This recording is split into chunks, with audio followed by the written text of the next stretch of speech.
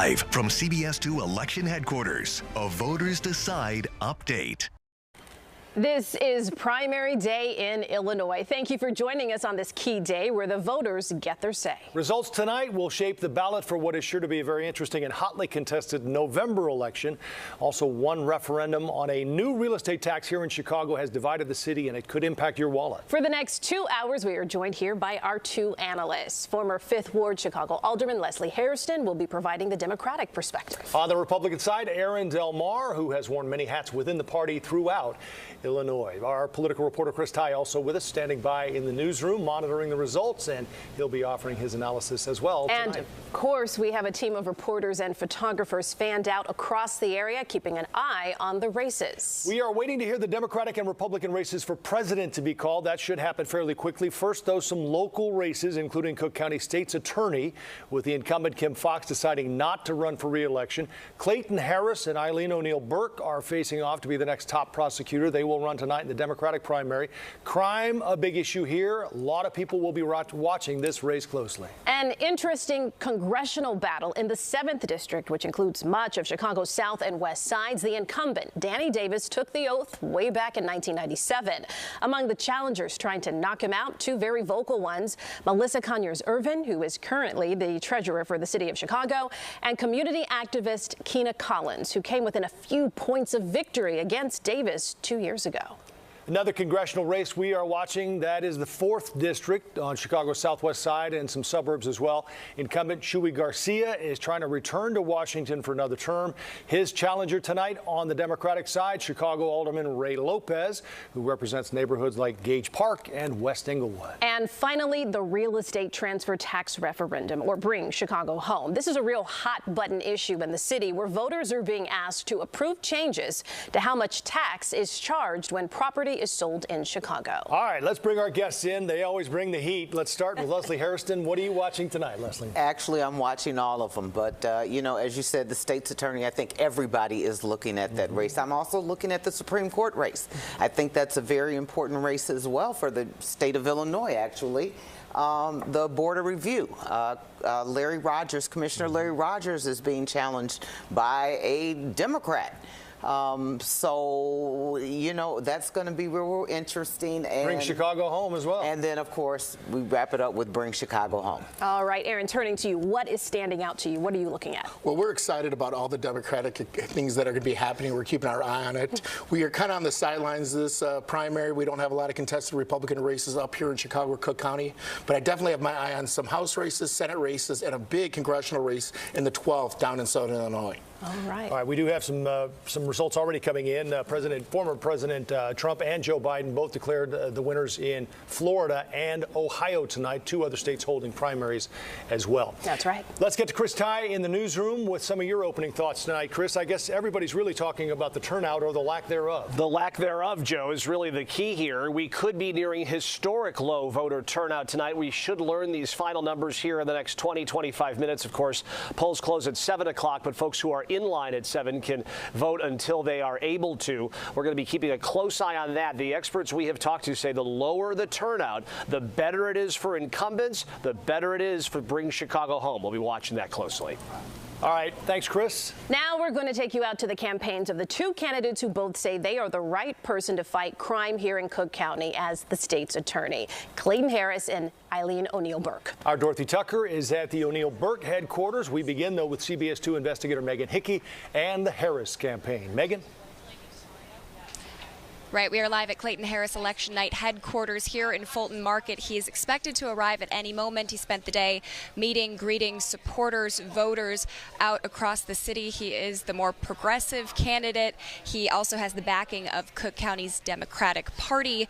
Today he said that Chicago can be both a safe and just city. When asked about the crime, I know that is top of mind for many voters. We're going to hear much more from him coming up later, but for now we're going to send it over to Dorothy Tucker. She is at his challengers campaign headquarters, Eileen Burke. Dorothy.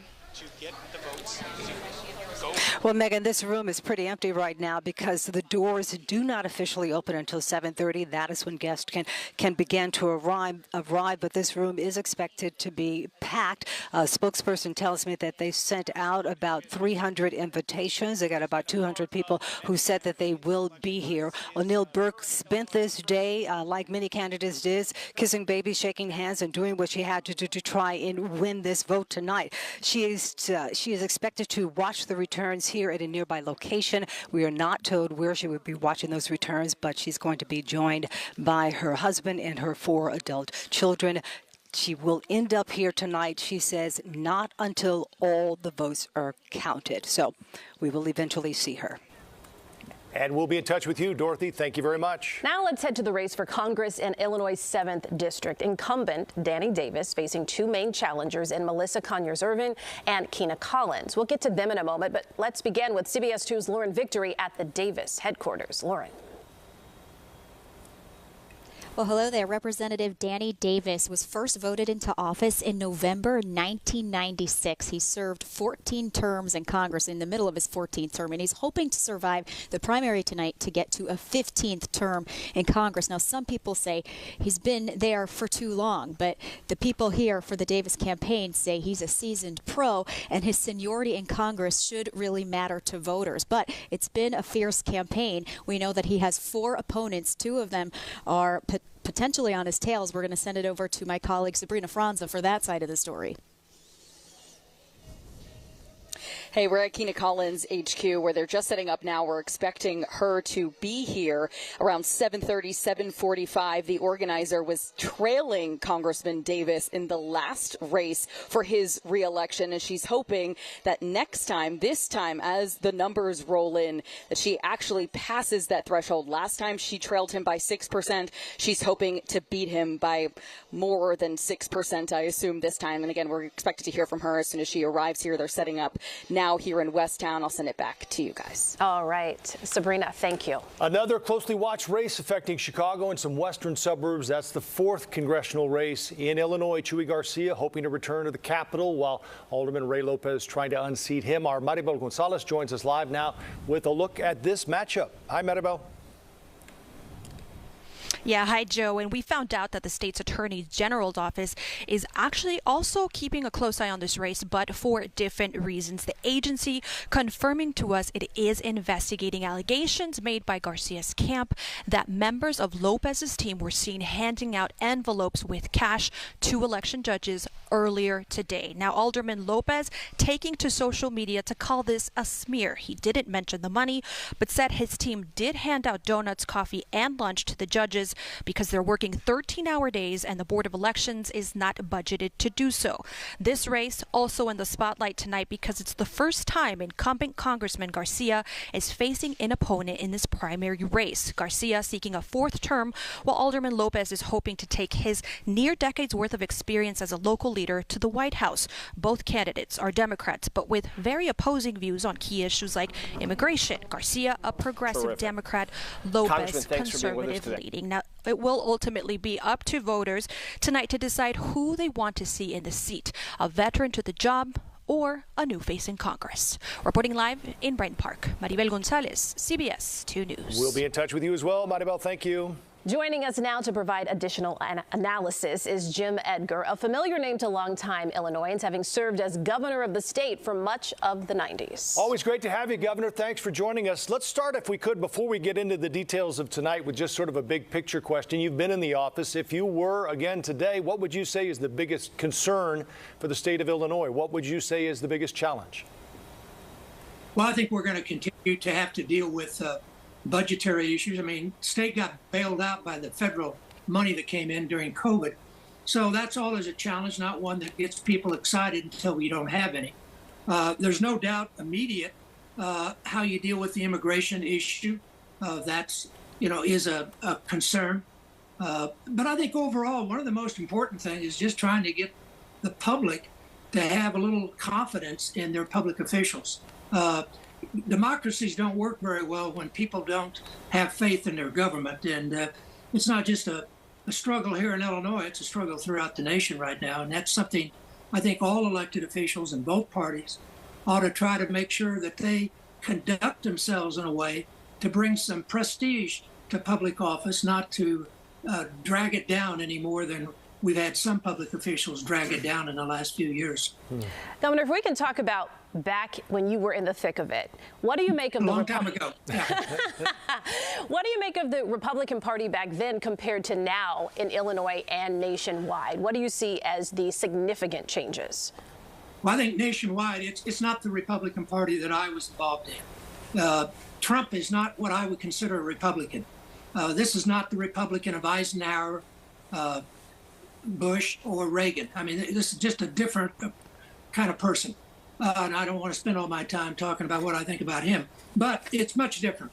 At the state level, while we have moved far to the right, we're still not as far to the right as most of the Republican parties in the 50 states. And that's going to be one of the things interesting tonight, to see if the more moderate Republicans can make some gains in some of these primaries for the legislature. There's a possibility they could pick up some seats. We'll have to wait and see. But the party, as I knew it, is much different than what we have called the Republican Party today. I think I'd have a hard time winning a Republican primary. Right. I think I might still be able to win a general election, but I'd have a hard time winning a Republican primary. Well, that leads perfectly into the next question here, Governor. Back in your day, you know, Republicans can and did win statewide races. You know, you had the collar counties that leaned more R, but now they've kind of flipped more D. And going back to Bruce Rauner, I guess you could make the argument he was the last one to be able to do it. But can Republicans win a statewide race without a candidate who can win north of I-80? Well, no, you've got to be able to do well north of I-80. There's not enough people. I'm from downstate, and there's just not enough of us. You've got to do well in the suburbs. And unfortunately, as the parties move to the right, that has really cost us in the suburbs. The abortion issue alone has been just a terrible hit on the Republican Party in Illinois. So you've got to be able to do well in the suburbs. You've got to do all right in the city. You're not going to carry the city, but the last time I ran for governor, I carried Cook County. Now, that hasn't happened since. But those are the kind of things you have to do. Maybe not carry Cook, but do much better than we've done. And we've got to do much, much better in the suburbs. That's where the real fall off has been, as the party has moved too far to the right to be able to get the more centralists. And that's what I think you need to be, particularly if you're a Republican, to win in Illinois. That's what we did back in the 90s. Even with Bruce Rauner, I think he projected himself a little more to the center than maybe he turned out to be once he was in office, and then he paid the price for that. Governor, let's talk about the conventions. The Democratic convention, of course, here is in Chicago, and not too far down the road, the Republican convention. What do you see happening at the convention and leading up to November? Well, I think conventions are pretty much just showcases now. I mean, there's no real suspense. I mean, there's been no real suspense in this presidential primary.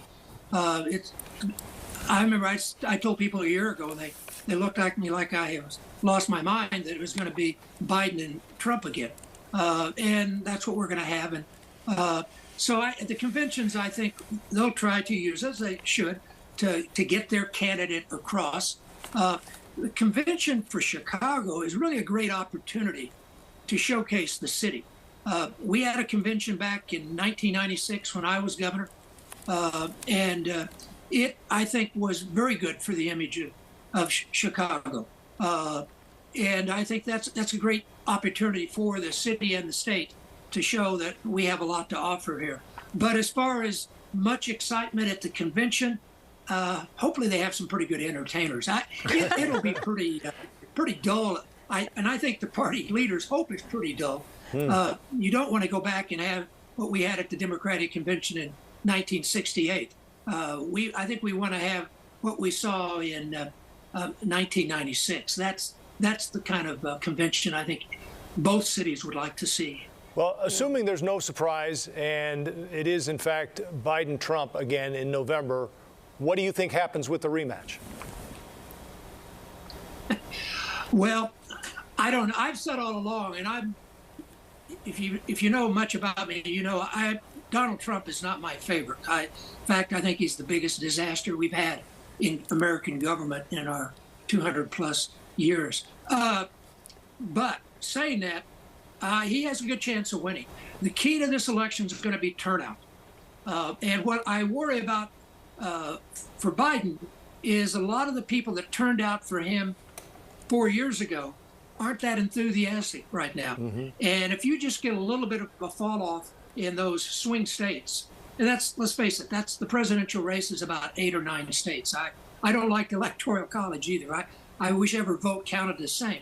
But that's where this election is going to be won or lost. And President Biden doesn't have any room for error. He's got to keep those groups in. And that's why the questions of the Palestinians in Michigan is a big issue. The fact that there doesn't seem as much enthusiasm among some of the African Americans and Hispanics, that could be a problem. So he needs to get a good vote out. Now, Trump, I would think that, we used to think you had to watch what you said in campaigns. People listened, and people, if you said outrageous things, they hold you accountable. It doesn't seem to affect Trump. I mean, he's got a number of votes that are going to be there no matter what he does, no matter if he's convicted or whatever. The key is going to be among independents, which is a small number compared to both the Republicans and the Democrats. It's going to be perhaps for Biden needs to pick up some dissonant Republicans like me to get, over the hump, because Trump voters are going to turn out no matter what happens. We can have hurricanes, earthquakes, fires, anything. They are going to show up. I think the key is going to be, are the Democrats going to have that same kind of enthusiasm on Election Day? The thing that I think could provide the enthusiasm among Democrats and people who might vote for Biden and independents or dissonant Republicans is the abortion issue. That definitely really upset an awful lot of people who maybe didn't pay all that much attention until that Supreme Court decision came down. Governor, one last question for you. I think it's pretty clear where you stand in terms of Trump, but when it gets right down to it and we have Biden and Trump, would you at any point lend your support to Donald Trump if we're talking about him being the ticket for the Republicans come November? Oh, absolutely not. I agree with Mitt Romney. I mean, there's times you got to put party labels aside to what is critical for the nation. And I said publicly in 2016, I wasn't going to vote for him. In 2020, even more enthusiastically, I voted against him. And my fear is if he got elected, he would make his first term seem like a good administration. And I think it's been, most of the historians have looked at it and said it's the worst presidential term ever. I think he'd be extremely vindictive. So no, there's no way I could support Donald Trump for president. Right. I mean, it's a great point, Governor. It's always good to have you. I mean, 78 million people voted for Donald Trump in 2020. Yeah, that was the second most number of people ever voted for a candidate. So I was surprised. And again, I'm not maybe a good predictor of elections anymore. It's changed since I was running, and I thought I had a pulse on the public. Trump has a very loyal base that is going to be there. Yeah. And they're going to have the same kind of loyalty on the Democratic side. Some of these kind of more to the left Democrats who want 100%, you're not going to get 100% from your candidate. Yeah. You need to look at who the choice is and try to figure out between those who's the best one. Even if they're not going to be perfect, you're never going to have a perfect candidate. Right. Well, as you point out, it always usually does come down to Wisconsin and Michigan and Ohio, Pennsylvania. This year, probably maybe even Arizona and Georgia. But these are great insights and points, and I'd love to talk to you more about the Electoral College. Hopefully, we can bring our panel in here and discuss it more because it is an interesting topic. But Governor Edgar, it's great to see you. Thank you for your time and your input tonight. Nice to be with you. Thank you. Thank you, Governor. All right, now we are getting some results in the presidential race. Let's start with the presidential race showing in Illinois that Donald Trump, as likely expected, even with just 2% of the precincts reporting, has won in Illinois. And we can also show you the numbers from Oh, there's the projected winner there. Joe Biden also being declared the winner in Illinois as well. Aaron, let's bring you in on this point, and it's one of many. I was surprised to see Nikki Haley with, what was it, 27 or 28% of the vote there. At least, obviously, it's early on. Does that surprise you that she's out of the race, but she's still got almost 30%? I think those are just challenge votes for Trump. I think there's a lot of people in the suburban area that are very much not Trump people, like Governor Edgar said. I think that you're going to see a lot of that as the night progresses. But I can tell you that Trump is obviously our nominee, and I think that people still don't understand that Illinois is a very diverse state. We only think about Chicago when we talk about Illinois, but there's about 100 counties south that are going to be big red pro-Trump states or counties, and I think that you're going to be very surprised about the turnout because just like Governor Edgar said, they're going to be coming out in droves, and they're going to be very strongly supporting Donald Trump in this election. Oh, Leslie, let's have your input here. You were hearing a lot, of course, from a former governor, a Republican governor, but when you hear some of that as someone who's been in office in the city of Chicago, which is while we do have a diverse, voter turnout at times, we're also talking about one that still leans heavily Democrat. So what are your thoughts hearing some of what he said? So let me just say a little bit here, because you may not know this about me, but I actually lived in Springfield.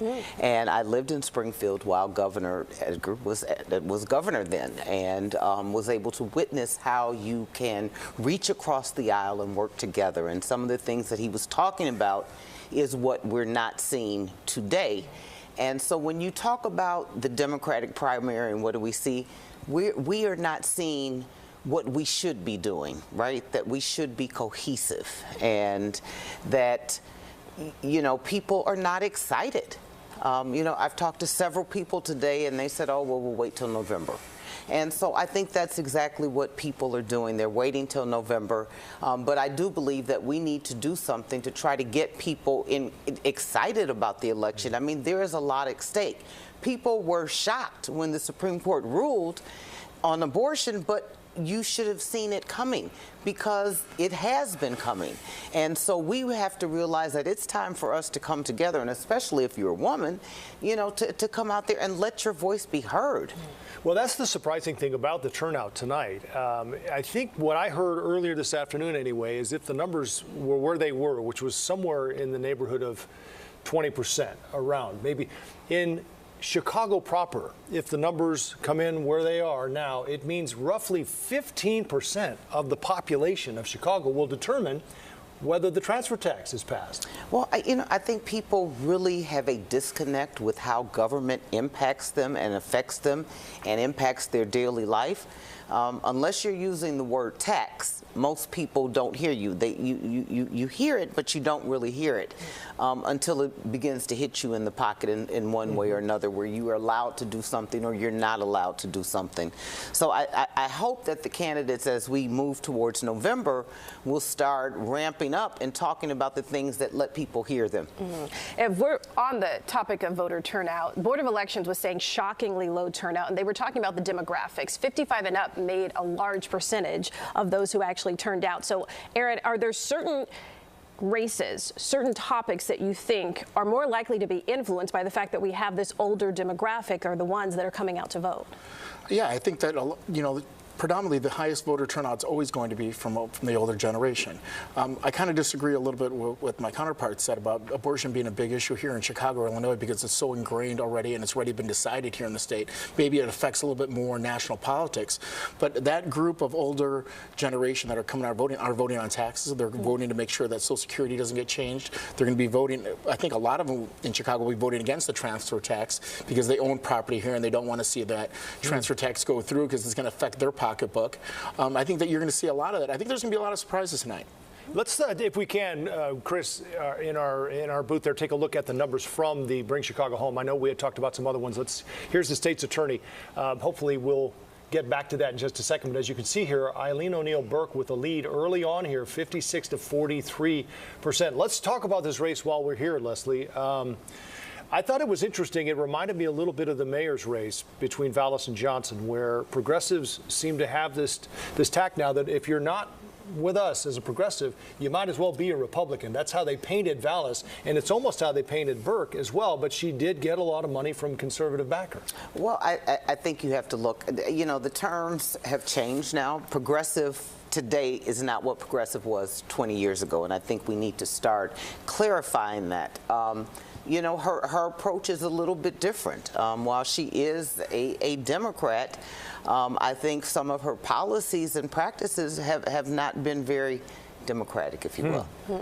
You were talking about hot button issues, taxes, crime, of course, and there's been a lot of critique of our mayor and how he's addressing that. But crime is essentially what both of these candidates are running on, what they would change. Harris is talking about keeping Kim Foxx's policies in place while Burke is not. What do you think, Aaron, is going to happen in terms of any significant changes within the office, or do you think that the bottom line is, you know, most of it is going to be status quo? Well, first of all, I can tell you that there's a lot of Republicans that I'm familiar with in suburban Cook County that are crossing over and voting in a Democratic primary, specifically to vote for Justice Burke. So I think that a lot of Republicans are going to push that up because they care about crime, and that is the #1 topic that this is about. This race is all about crime. Who is going to keep Chicago safe? And I know Clayton Harris. I worked with him at the Illinois International Port Authority. I call him a friend. I like him, but he's 100% soft on crime. And I think as you're seeing the polls roll through, people are tired of the crime in Chicago. We're a national joke, and we need to do something about it. And I think this will be one step closer to being a safer city by getting a new state's attorney. People say it's either a change election or a status quo election, and that's how Burke painted Harris as the status quo candidate. Well, and she's status quo 20 years ago, and so I think that's very troubling for someone like me that has, you know, practiced law and has been with the appellate prosecutor's office to see us go backwards. And I think Clayton talked about that. You know, if we're talking about moving forward, it's precisely because of what happened at the state's attorneys before that we were able to move forward. The racial profiling, the selected prosecutions, you know, all of these things historically, we cannot ignore what has happened and say we're going to go back to what used to be, which is, I think, the direction that she wants to go. Well, she did say, though, that she agrees with the Safety Act. There were several issues that Kim Foxx has implemented that she does agree with. No, I get that. I get that. But when she talks about doing things that the state's attorney has no authority to do, she's not going to stop the trafficking of guns into the state of Illinois. You can't do that as state's attorney. That's not what your job is. Wouldn't it be great if we had people going back to the Miracle Mile instead of it being the Nightmare Mile? Wouldn't it be great if people in Chicago felt safely, you know, leaving their homes or going to work? I people agree, that would everybody, and I don't back. think that Clayton didn't say that safety was. As a matter of fact, he talked a lot about safety being #1. It's #1 for everyone. It doesn't matter what you are. I think everybody in the city of Chicago and the surrounding suburbs want to be safe. Period. Right, but I can tell you this, we're not safer now than we were when Kim Foxx started. We are less safe. And I think that's why people are going to come out for Eileen Burke, because they know that that Clayton, as much as I like him, is just going to continue that same progress on. Well, it is time for a change. Go ahead. Well, there have been some controversial issues when it's come to both candidates. If we talk about Burke, they always pull that conviction from 1993, where the murder case where she went after an 11-year-old and was charged with murder for that of an 83-year-old woman. If we're talking about some of the issues that Leslie seems to have concerns with, how do you think that is going to go over with so many of the black and brown people in this community when they're looking at someone like her who's willing to do a prosecution like that and maybe not put their best interests I think, forward? first of all, people's got to stop looking at things from 1993 when I was a sophomore in high school, right? I'm 45 years old. This is, you know, things have changed. People have evolved and grown and have a different perspective. I think that she served greatly on the bench. She's done some great things. I think you can, anybody you go back in their life, you can be able to highlight 1 or 2 major mistakes that they've made or something that they wish they could take back. But you can't use one issue to define a person over 30, 40 years history on the bench. And I think that this is the opportunity to see it. And I think if you look at where we're going right now, Chicago voters, Cook County voters, especially suburban Cook County voters, are making their feelings heard.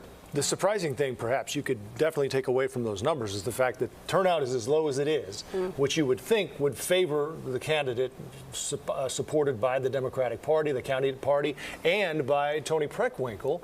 If the CTU were to get that vote out, I think people felt like this was a tough one to call, but it favored Harris because of all of those things, and that's not turning out to be the case. Well, the numbers are not in, and you know, 36% in. I understand that, and it hasn't been. I haven't heard that call from CTU in support of Harris the way that they've done other candidates. That's something I would have liked to have seen, but.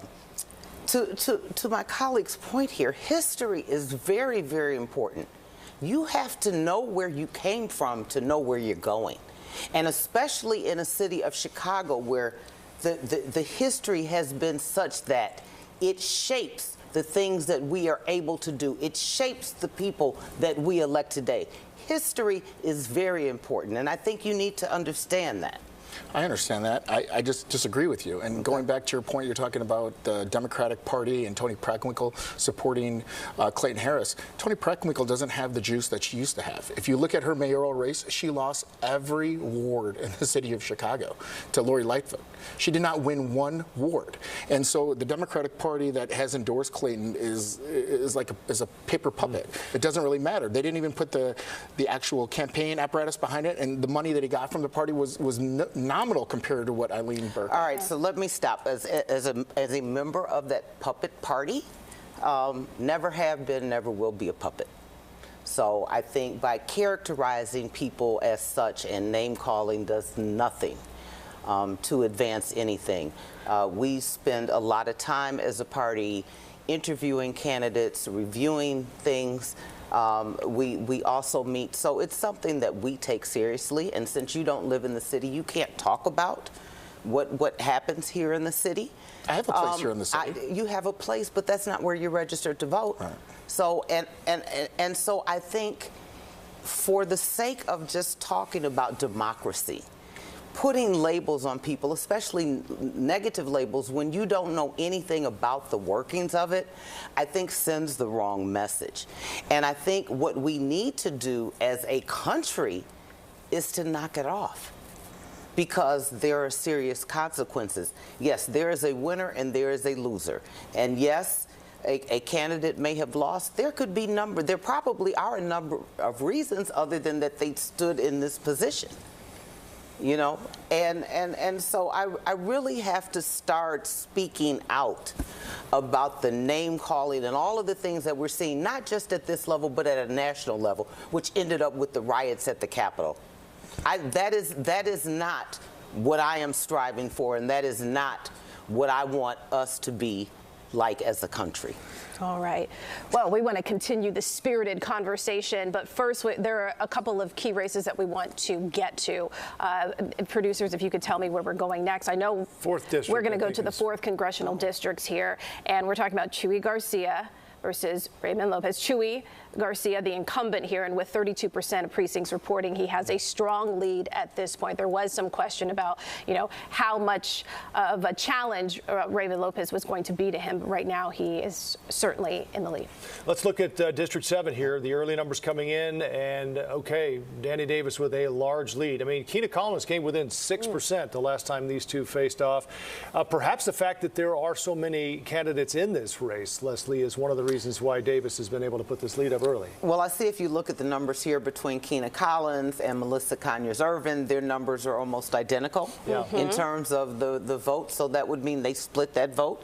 So technically, those could have been votes that would have gone to Congressman Davis. Right. And you look at the other two, they're so small, they're nominal. But I think Kina Collins and Melissa Conyears-Ervin being in the race really handed it to Danny Davis. Now, it was interesting, though, because there was actually an ongoing ethics probe with Melissa Conyears-Ervin. We had our political reporter trying to nail her down on whether that she was going to push back on that. Couldn't get a straight answer from her, yet she's close to having 20%. So there is some amount of our population here in Chicago that are supporting her. Do you think, or did you think, that it would have a more significant impact on whether people would support her? Well, I think that she has done a really good job being our city treasurer, and I think she has touched people. She has been out in the community.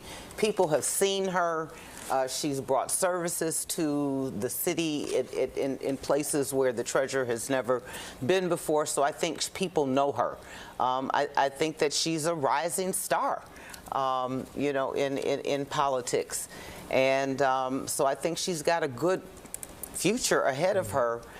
Maybe it's just a little learning curve that she's going through now. I'm hoping, one other quick note here, we do have the final turnout for the city, and it was 20.2%.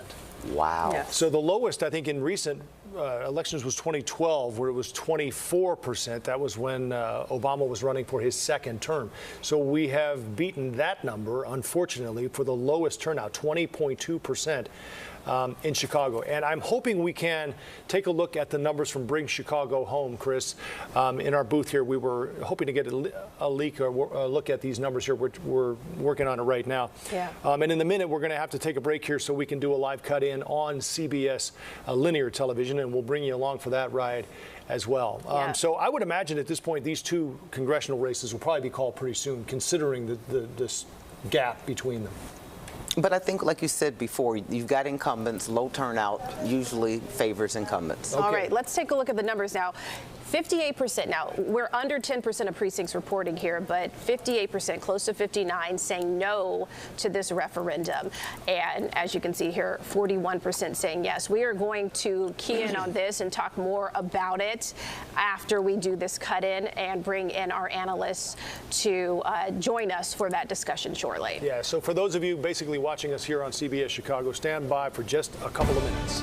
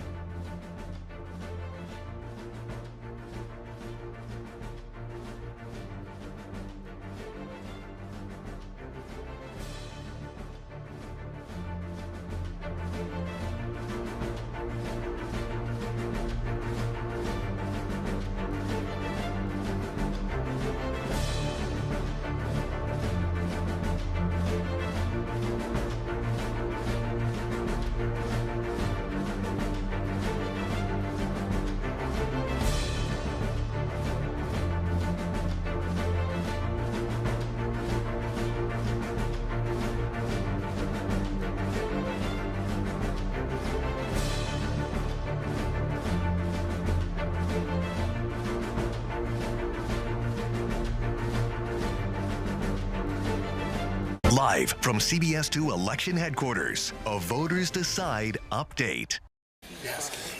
Good evening. Polls closed just about 30 minutes ago, and we are starting to get primary results in. One of the top races we're watching, the Cook County State's Attorney's race. Right now, the results, Eileen O'Neill Burke with an early lead, nearly 54% over Clayton Harris right now. Our Dorothy Tucker is live at O'Neill Burke headquarters. Dorothy. Well, Joe, guests are just beginning to arrive here at the headquarters. O'Neill Burke is expecting a big crowd. She has raised nearly $4 million. She's hoping that all of that money and her experience will carry her to victory. And I'm Megan Hickey at the Clayton Harris headquarters, where he's hoping his endorsement by the Cook County Democratic Party puts him over the edge. We'll be standing by. Joe and Irika, back to you. All right, Megan, thank you. Another live election update coming up for you in 1 hour right here on CBS 2. And you can join us on our stream for extended primary coverage. CBS News, Chicago.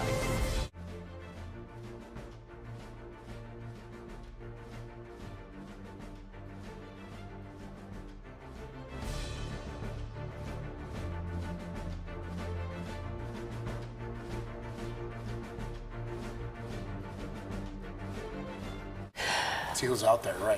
All right. Thanks for checking in and sticking in with us here on the CBS Chicago stream. I'm Joe Donlon. And I'm Irika Sargent. We are joined by our two analysts, former Chicago Alderman Leslie Hairston and longtime Republican Party leader Aaron Del Mar. But now we want to bring you some results that we're seeing in these races, these key races that we've been discussing tonight. Let's start with the state's attorney for Cook County. With just over 50% of the votes in, Eileen O'Neill Burke still with a significant lead here, 54% over the challenger, both of them vying for Kim Foxx's position, Clayton Harris. All right, we have a couple of congressional races we're watching closely as well. We'll start in District 7, where Danny Davis, 82 years old, and going strong tonight in the primary. Here facing 5 other Democrats, and as you can see, his 2 closest opponents still just halfway behind where he is now. Yeah, let's take a look at our next race. After this, we have the House District 4, Chuy Garcia, the incumbent, with 68% to Raymond Lopez at just 32. And let's take a quick look at the real estate transfer tax. Bring Chicago home. This was passing just a short time ago. Actually, we don't have it. We'll get it for you in just a minute. Now we want to bring in another voice, former Illinois Congressman Rodney Davis, whose current role is managing director of a D.C.-based government relations firm. Representative Davis, thank you for joining us. Congressman, let me start with this. I guess you've been out for about a year now. Do you miss it, or are you glad you're out? You know, I miss my friends, but I don't miss what Congress has turned into, I can tell you that. I have no intention of ever running again, so I hope that answers your question. Okay. Well, actually, that was the next word. What do you think of the current state of the GOP nationwide and here in Illinois, considering, what you're saying about how different it could be? Well, nationwide, I think the GOP brand is pretty strong. You look at President Trump is leading in polls in the battleground states right now. I think there's a really good chance that we take the Senate based upon the map that is very favorable to Republicans. And frankly, from what I'm hearing from some of my former colleagues and experts out here, Republicans are leading in districts that they shouldn't be leading in, which makes me optimistic about the House. Now, in Illinois, we got a lot of work to do. And we had the worst gubernatorial candidate on the GOP side that I've ever witnessed in my lifetime last time in Darren Bailey. And I think he set us back at the local level and the state level in Illinois more than anyone else could have. Well, as long as you're dropping truth bombs, Rodney, let's talk about it here, because I'm curious about a couple of things. Number one, let's go back to the J6 committee. You were on a list of 5 put up by Kevin McCarthy to be on that committee. Nancy Pelosi rejected Jim Jordan and Banks from Indiana, and he pulled all 5 of you. Do you wish now you had gone ahead and done it anyway? No, because that was unprecedented what Nancy Pelosi did. She knew what she was doing, and she wanted to turn it into a partisan committee rather than what all committees are in Congress, which are bipartisan. This was the first time in our nation's history that the Speaker of the House did not accept minority appointments. And I think that set a terrible precedent. Look, I wish we would have had a bipartisan commission. That's why I wrote a bill for a bipartisan commission after January 6th. And Speaker Pelosi could have put that bill on the floor, and we could have passed it with Republican and Democratic votes, and then she could have gone to the Senate. But what we saw, unfortunately, was a process that threw a lot of evidence out there, and rightfully so.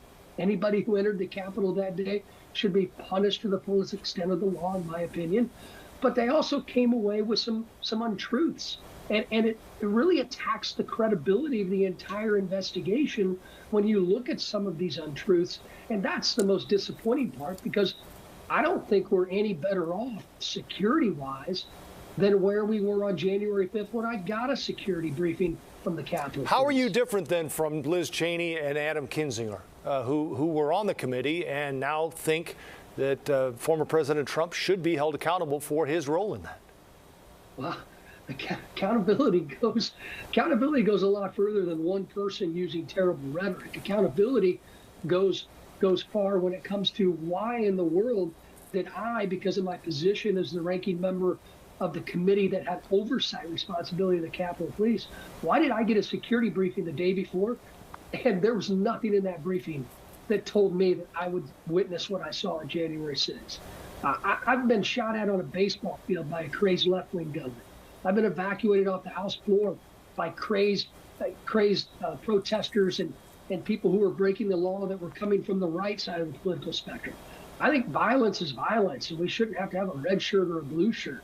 But one thing I can tell you is that we need to figure out why the security posture was not at the level it should have been before January 6th, when we now know through evidence and through bipartisan hearings in the Senate, not necessarily through the Select Committee's investigation, but bipartisan investigations in the Senate, said that the Capitol Police knew that Congress would be under attack because of a threat relayed from the Norfolk FBI office to the Capitol Police Intelligence Division.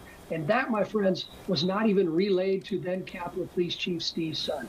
Let me ask you one more follow-up on this, Rodney, and then we'll move on. But I'm assuming then, hearing what you've said, you don't agree with President Trump that the J6 people who've been tried and convicted should be considered hostages and released. So I'm assuming you don't agree with that, correct? I don't agree with that at all. Okay. I think they're idiots. I think they broke the law, and I think they need to be held accountable. Will you vote for President? As anybody should be held accountable. Shouldn't have a political litmus test on idiocy or when enforcing the law. Okay. Will you vote for President Trump then? I never answer who I'm going to vote for when someone asks me. It's a pretty binary choice between President Trump and President Biden. I like governing with President Trump. We got a lot of things done together. But also, I like Joe Biden personally, but he's been a disaster with reconciling the problems on the border, and he's been a disaster with things like the Afghanistan withdrawal. It's kind of, I'm in that same position that most Americans are. It's why these two again? Well, staying on that point, you know, we already have projected renters here in Illinois. Of course, it's Trump and Biden, but the numbers on the Republican side show that nearly 20% still voted for Nikki Haley. We were discussing it here on the panel, just in terms of them sending a message. So what would you say then to dissatisfied voters about these candidates for president on both sides? Well, I think a lot of voters probably went to the polls today and didn't realize Nikki Haley dropped out. She's on the ballot, so therefore they think they can still vote for her and that she's still clearly running. Clearly, there are a lot of people that are disappointed with President Trump. There are many Democrats, as we've seen in earlier primary and caucus states, that decided to vote uncommitted at historic levels against a sitting president, President Biden. I think there's a lot of frustration by a wide swath of Republicans and Democrats against the two candidates running against each other again. And they ask themselves the same thing I ask myself, is there anybody better than these two? But the American people, through our process, chose these two again, and you got to respect them for that. Rodney, what do you think about the future of Congress then with people being so frustrated? You're out now, and you basically got drawn out and then primaried, essentially.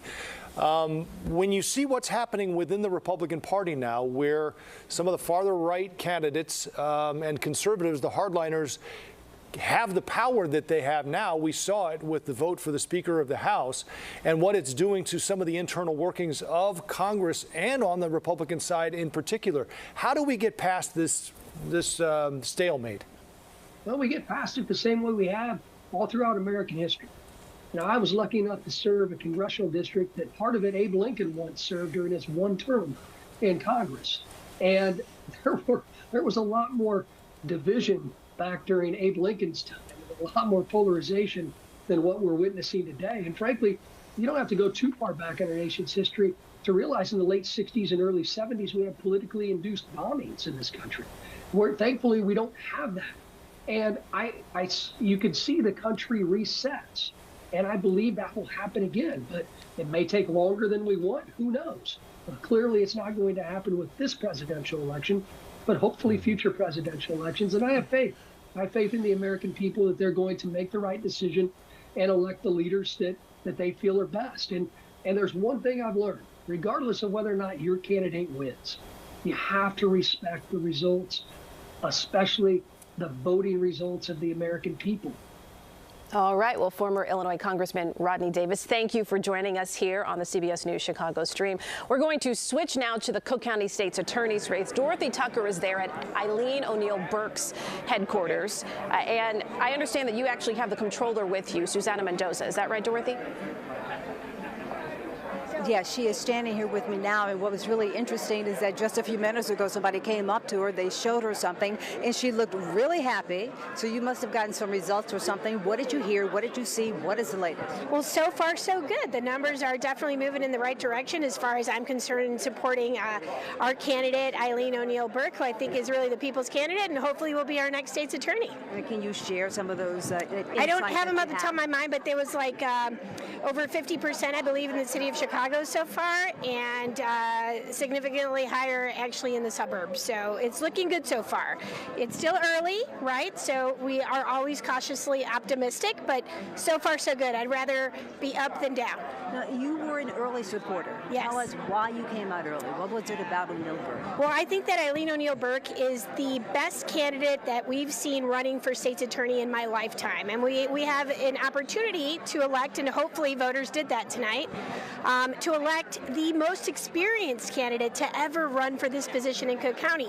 You have a woman with 30 years of experience who has served as a prosecutor, as a defense attorney, as a trial judge, also an appellate judge, and who after all that 30 years of experience at every facet of the criminal justice system decided to actually resign from her position as an appellate judge, which most judges would never do, to sacrifice that position to run for what is not a sure thing, right? Because she really believes that it is that important that we get it right in electing the right state's attorney. This is an opportunity for Chicago to finally be the safest big city in America, but that will only happen if we did our job tonight and hire the best state's attorney candidate that we've had before us. Now, I mean, she campaigned on a lot of different subjects, but in your opinion, what's the number one that you think will resonate most with voters? Is it going to be guns? Is it her position on the retail theft, lowering that threshold back to 300? What do you think it is? Well, I think it's a combination of things. Number one, the experience for me was like there's just a night and day difference. Number two, but what issue?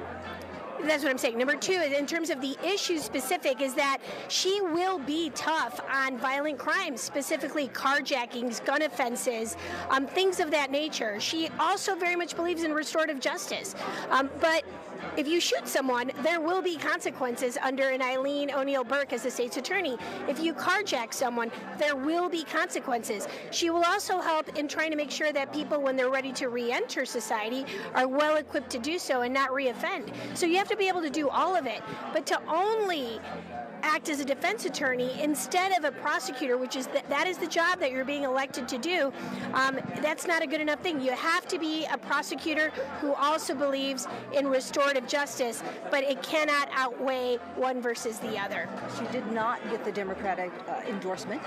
She does not have that typical machine behind her, with all of those soldiers out there knocking on doors and passing out flyers. How has she been able to kind of balance that out? Not having that endorsement? Well, she's a hard worker, right? She's been working hard for 30 years. She doesn't come from the establishment. She is sacrificing her own job security to run for a position because she's running for the people of Chicago, for the people of Cook County, and that is something we should reward her with by electing her tonight. So she's not trying to be made by the party, she's trying to be elected by the people, and that's a beautiful thing, and more of us should follow that example. I'm supporting her because as a proud Democrat, and in fact, the top vote getter in the whole state of Illinois.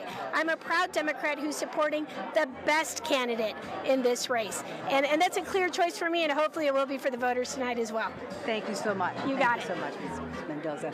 All right, Irika, Joe, back to you. Dorothy, thank you. Now let's turn to our panelists here, Leslie Hairston and, of course, Aaron Del Mar. All right, so you had an interesting point because we were looking at the results. Susana Mendoza was very amped up about the reporting at this point. And we did have, over 50% of the results in, but it really matters where those results are coming from. So you think this is still a very live race? That's right. I think only 32% of Chicago has results have come in. I think you're seeing a lot of suburban Cook. Suburban Cook is going to go so strong for Eileen Burke, but it's going to matter what the score is in the city. So as the city continues to roll in and we're starting to get all the ward results, that score is going to either get tighter, and I still think Clayton's alive in this race because if you look at previous history, the city comes out strong, this race is going to be over because there's more votes in the city than suburban Cook. Leslie? I mean, I agree exactly with what did you say? Yes, I agree. I agree. On things that make sense, I agree. But it's still early. It's still Chicago. I don't think that you have to have a huge number. We would love the numbers to be better, but we know what the numbers are, and they're not that great. But I think the way that we've seen and the way that the numbers I expect to come in, will be coming in for Clayton. Well, we just said that we were expecting projections soon, and we do have one now here in District 4. Chuy Garcia projected the winner tonight in the District 4 race against Raymond Lopez. Yeah, anybody surprised by that? Did you think that there would be much of a challenge from Raymond Lopez? No. No, not at all. That's no. All right. Wait now a minute. Wait, we got another agreement. We got another agreement. All right. We're Let's be go shaking for hands. the trifecta with this next race here. All right, District 6th here. Sean Casten, the incumbent, a hefty lead, of course, here with nearly 73%. All right. No surprise. No surprise. Here's the 7th. Okay. Let's take a quick peek at this. And again, this was 54% for Danny Davis a little while ago, with the next two were around 21 or 19%, including Kina Collins and Melissa Conyears-Ervin. Let's see where they are now. About the same place. We're at 56% in this race. All right. Interesting, though. Melissa did move here. Of course, it's still really tight, but into a second place over Kina Collins. That's true, yeah. So close. All right. Let's go to Lauren Victory now, live for us tonight. Lauren. Hi there, Joe and Irika. Well, as you mentioned, the votes aren't all counted, but the vibe is here at the Danny Davis primary party headquarters is pretty poppin', if I could say that. The music is going, the food is flowing. Every now and then there are people behind me that pop up and take some pictures, and they have huge smiles on their faces. The man of the hour isn't here yet, but let me tell you a little bit more about him in case you don't know. He's an incumbent. He's in the middle of serving his 14th term in Congress. He's hoping to survive this primary and get to a 15th term. Some people have said that he's been in Congress from his opponents, but the people here at his campaign say he's got seniority in Congress, and his experience really sets him apart from the other people in this race. We've been saying all night that it could be a fierce race, as the polls results show, perhaps not as contentious as we thought, but for that side of the story, I'm going to send it to my colleague, Sabrina Franza.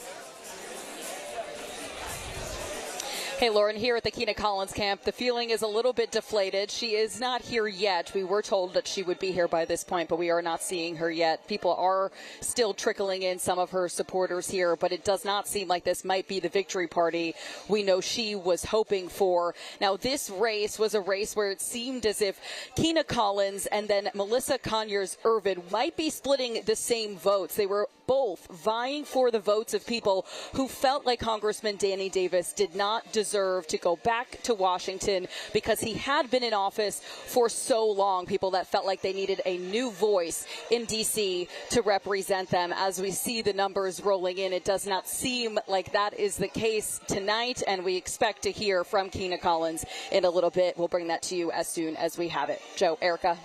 All right, Sabrina, thank you. We want to take a look now at some of the numbers from Bring Chicago Home. This has been a very interesting race, and we are seeing it now failing with 45% of the precincts in. Now, we want to bring our panel back in here. And Leslie, let's start with you.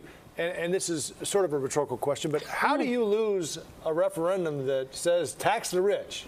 Well, it is not over yet, and it is not done. Okay. Let me just start by saying I thought this would pass easily. Well, it should have by the theory.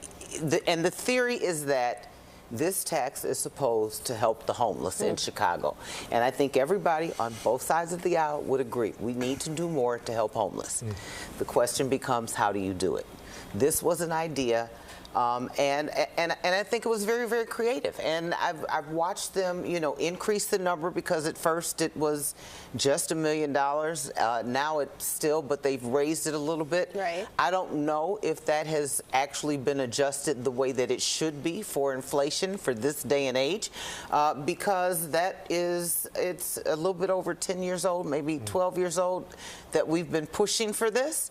And so we were pushing for this when we just had the Chicago homeless population, and now we are about to have a migrant population that is being threatened to be evicted from the shelter, so that increases it. So I think it's put more on people's minds, and people just aren't sure. Interesting. Well, so we're talking about 68,000 that they're saying are already and homeless that they're trying to address this for. Aaron, I want to bring you in because some of the critics, there are a couple of things that they've spoken out about. One, we're talking about a city where maybe voters don't trust the leaders, the aldermen, to use the money as they should. And so when you're talking about thousands of dollars, millions. 100 million. Yeah, really. Is that one of the issues that you're seeing? And secondly, there is some concern about the CTU's role in this. I know there were some documents that were showing that potentially teachers could receive some of this money, although, you know, the CTU president has said that, hold on, you know, there wasn't an absolute no, but that is a concern. Do you think that was in people's minds when they were going to vote today? I think the first one, like you kind of touched on, is that I don't think people trust the Chicago government group, alderman, mayor, or whatever, to use the money appropriately. Number two is that I don't think that people are ready for another tax. When they designed this tax, I think they caught too many of the people of Chicago in it. You're hitting small business owners. You're catching landlords that have a 3-flat, that's their whole life investment. I mean, $1 million is certainly a lot of money, but it's not what it used to be, kind of like my colleague said, as far as inflation. I think if this would have been $3, $5, or $6 million, it would have been a completely different story. But I think that right now at $1 million, if you have a retail storefront, it's certainly over $1 million, and that's how you're hitting small businesses all across Chicago. The second part is, again, trust. You've seen Chicago raise taxes over and over and over again, and then only half of the time does it go to what they say it's going to go for.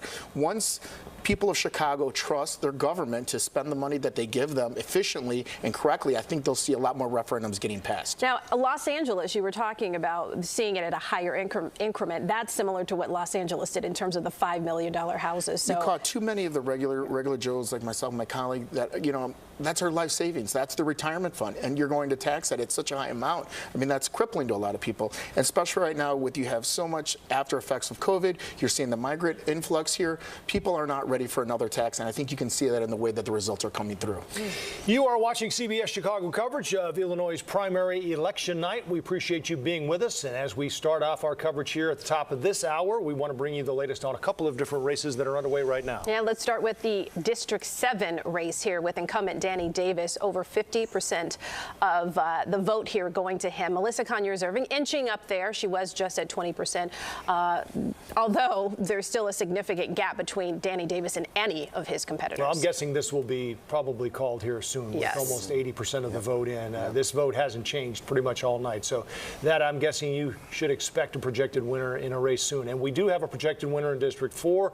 That is Chuy Garcia, going back for another term after being elected in 2018. He's heading back to D.C. Yes, let's take you to our next race here.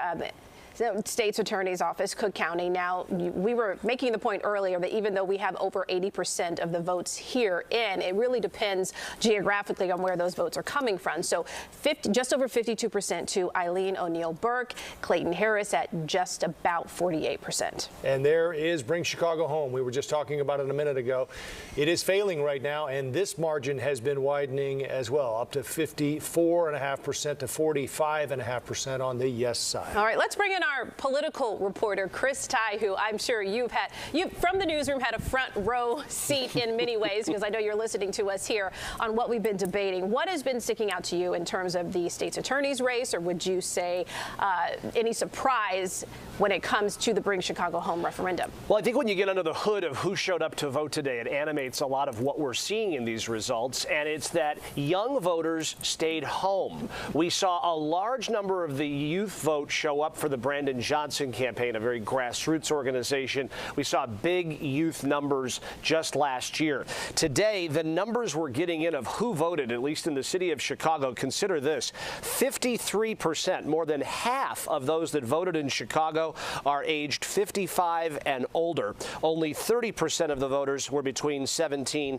and 44. And what happens, I think, here, Joe and Irika, is you have a lot of people who've been around a long time. They're migrating to names they know. You're seeing Chuy Garcia, you're seeing Danny Davis, and maybe rejecting this proposal to see the tax hike and the tariff and the transfer tax.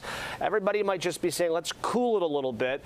So that's what's jumping out to me right now, is the demographics of who voted, very starkly evident in the race for Illinois 7 and Illinois 4. As it pertains to the Bring Chicago Home and the state's attorney's race, a little more murky, but we're continuing to get a little clearer focus.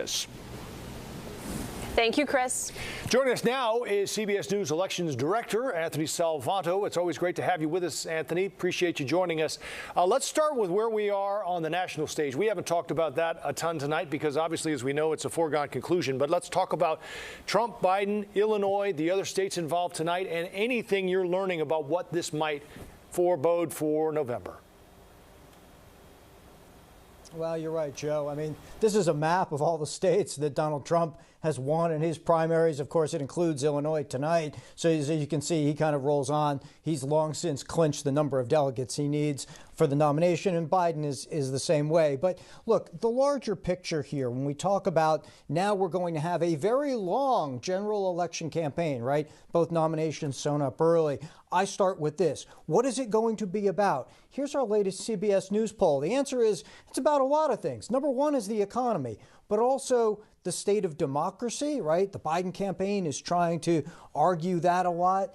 Crime, that's something that Republicans and the Trump campaign have been focused a lot on, in particular, the border. That's another big one. All of these are top issues for voters. And what that tells you is that at this early stage, it's not even as much about who people are going to vote for as it is what is this campaign going to be about, Joe? All right. Anthony, our panel, we were discussing incumbents, longtime incumbents. We have a key race here where Danny Davis is the incumbent who appears at this point to likely be the projected winner soon. But what are your thoughts on incumbents? Any insight into voters' appetites for them, particularly in Illinois and those who have been in D.C. for decades? Well, you're right about that in the 7th, right? I mean, Davis is up. He's at 52% now. I've got him at 60% in. So there's still a chunk of vote out there left to count.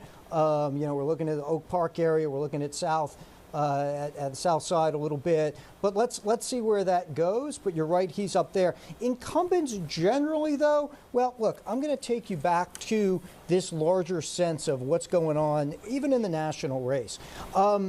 People who say that they'll definitely vote, there's a gap here, right? Republicans are more likely right now to say they'll definitely vote than Democrats are. And part of that is a lot of people told us in the polling they weren't that excited to see this rematch. So I think what that sets up, when you talk about incumbents, you talk about this rematch, is can each side motivate their base? Right now, Donald Trump is doing a little bit better job of that than Joe Biden is. That's going to be a big challenge for him going forward, Irika. Anthony, let me just get one more quick question before we let you go. We've had some of our panelists and some of our guests tonight talk about the ultimate result in November and how this will go down. And many seem to think it will, as it often does, come down to just a handful of states and maybe, a couple 100,000 votes. Is that the way it's sort of lining up, in your opinion, as you look at this right now? Yeah, very much. You see over 95% of all Democrats and all Republicans, respectively, say right now that they'll vote for the candidate of their party. Now, that's not really surprising in context. It's what's happening in a lot of our elections right now. That leaves a very small percentage of people who can possibly be persuadable. So that then maps onto the electoral map, because remember, it's about the Electoral College, and there it's a handful of battleground states. Yeah. I don't think Illinois will be one of them. We'll be watching Georgia, Arizona, right? We'll be watching Wisconsin nearby, Michigan, of course, all of those. Yep. All right. Anthony, again, it's always great to have you. Thanks for the time tonight. We appreciate it. All right, so, Anthony was talking about this very race here, 7th District, and we want to go back out to Lauren Victory. We're getting a quick scan here. You can see this room starting to really fill up, very lively at this point. I believe I saw Danny Davis walking across there, if I'm not mistaken. Right. Yes, you hear the music is pumped up. Considering the numbers, I know there's still some outstanding, but considering the numbers at this stage, it seems, he's headed up. So it looks like he may be soon giving a victory speech. Okay, Lauren, so I know you can hear us out here. We're noticing a very different vibe, if I can say, and it looks like Danny Davis is about to be at the mic here. You're getting that too as well? Yeah, absolutely. The DJ just really pumped it up a few minutes ago, and we knew something must be coming, and then, of course, the man of the hour arrived, and now you can hear people cheering, so let's see if he's going to say any words here. Waiting on bated breath here. Yeah, so Lauren, you were talking earlier that, boy, he's been in office since 1990, the 1990s. So, you know, we're talking about the true-ish iteration of a longtime incumbent. Let's listen.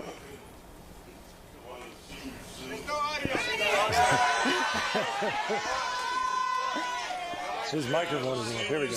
They are trying to figure out the audio right now.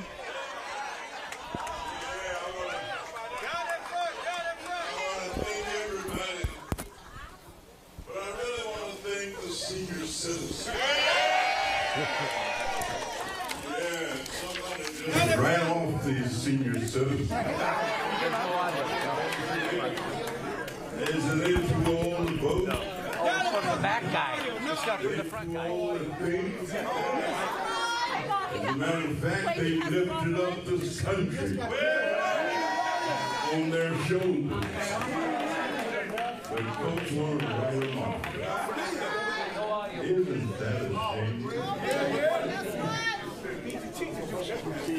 We got both of them. Well,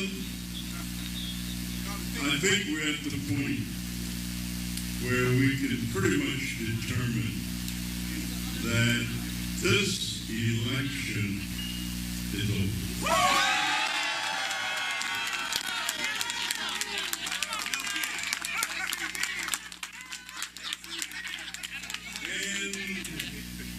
The victory belongs to the people. Yes, yeah. The victory belongs to, I think the other one. No, the one for the media is the one in your hand. We could do both of them. All right, we'll do both of them. When you get to be a senior citizen, folks, you know, it means that you've taken a lot of instruction. And so it's a word to the wise. But I really want to thank all of those entities that have been a part of this great victory. It's a reaffirmation that when people have courage, when people have relationships, when people are willing to work and work across racial, ethnic, and party lines, that people work for the good of the hood. All right, you've been listening to Danny Davis there. Once he got the microphone fixed, this is old school, according to Leslie. Fun to hear him. He called his two competitors the great pretenders. Yes. Leading into this election tonight, and he has now been projected as the winner tonight and will be returning to D.C. in District 7. Yeah, you know, he was making the rounds as many of the candidates do at local churches, and even on this past weekend making the point, he said, they have done nothing. I have done it all, especially having such a high-ranking position on the Ways and Means Committee. He has been touting that as well. So now we want to get to some additional races. We told you about this earlier. In Illinois, on the Democratic side, President Biden, of course, here, the incumbent, projected winner at this point. Same for the Republican side. Again, no surprises tonight, and these were projected as winners earlier in the evening. But Nikki Haley's dropped down to 18% from where she was a little bit earlier, which was at least a little bit higher than that anyway. This is the Illinois Supreme Court race in District 1. This is the first time we've looked at this number tonight, but Joy Cunningham running to retain her seat on the Illinois Supreme Court. And it looks like right now, again, with 88% in, I'm guessing we'll see a projection on this one very soon. Now, this was an interesting race because a lot of times people don't pay close attention to judges. There was quite a bit of advertising, but it seemed that race was a key issue with both of these candidates, mentioning that pretty much every time that we heard from them. Let's go to the circuit court clerk That's what we were showing That's here. we were just looking. That's a big one right there. Spiropoulos was up. Can we go back, Chris, to the one right before this? I don't know if we can. Yeah, so this is Iris Martinez and Mariana Spiropoulos for Cook County here. And right now, just nearly 90% of the votes in. Spiropoulos with a hefty lead over the incumbent here, Spiropoulos That's a biggie we're going to get to our panelists on here because I know they both have quite a bit to say. And this next one, we got a sneak peek at this one. Look at this. In Illinois House District 31, Mary Flowers, who's been there since... Now, don't laugh, Leslie. I wasn't going to say dirt, but, you know, you and I can, that's where you and I go back to, right? So she's much younger than us, but she was at 84, I think, when she was... It was 83, I do believe. It was the longest-serving African-American lawmaker in the General Assembly. And so I was a volunteer for her first campaign, believe it or not, and that was during Harold Washington's first election. This is going to be interesting to talk about. Again, when we get there with our panelists, we will indeed. All right, let's go to the next race here that we have some results for District 6. We were talking about this before. Sean Casten, the incumbent here, projected winner at this point with nearly 73% of the votes. All right, let's go to the 11th, where Bill Foster does have a challenger on the Democratic side, but he has a sizable lead. This is just 2% in at this point, though. He's up 70-30, basically. All right, let's go to the Republican side of this 11th district here. We have Jerry Evans in the lead, nearly 53%. But this, hardly any of the votes are in, so we're talking about single digits, 2% of the precincts reporting. All right, 12th district on the Republican side, and this is something Aaron talked about earlier tonight. This is going to be interesting to see, and those are your first look at those numbers. Mike Bost, 60%, the incumbent there against Darren Bailey. Of course, we last saw him losing in the governor's race to J.B. Pritzker. All right, let's look at Roberts and Nelson. This is the Democratic side of the 12th district. If we have, it looks like at this point we don't have those in, but when we do, we'll get right to them. All right, let's bring our panelists in. A lot to get through. Some of these races seeing for the first time. Let's talk about, well, let's go back to the judges. That was the second group of races that we saw after the president. All right, so Joy Cunningham, significant lead here.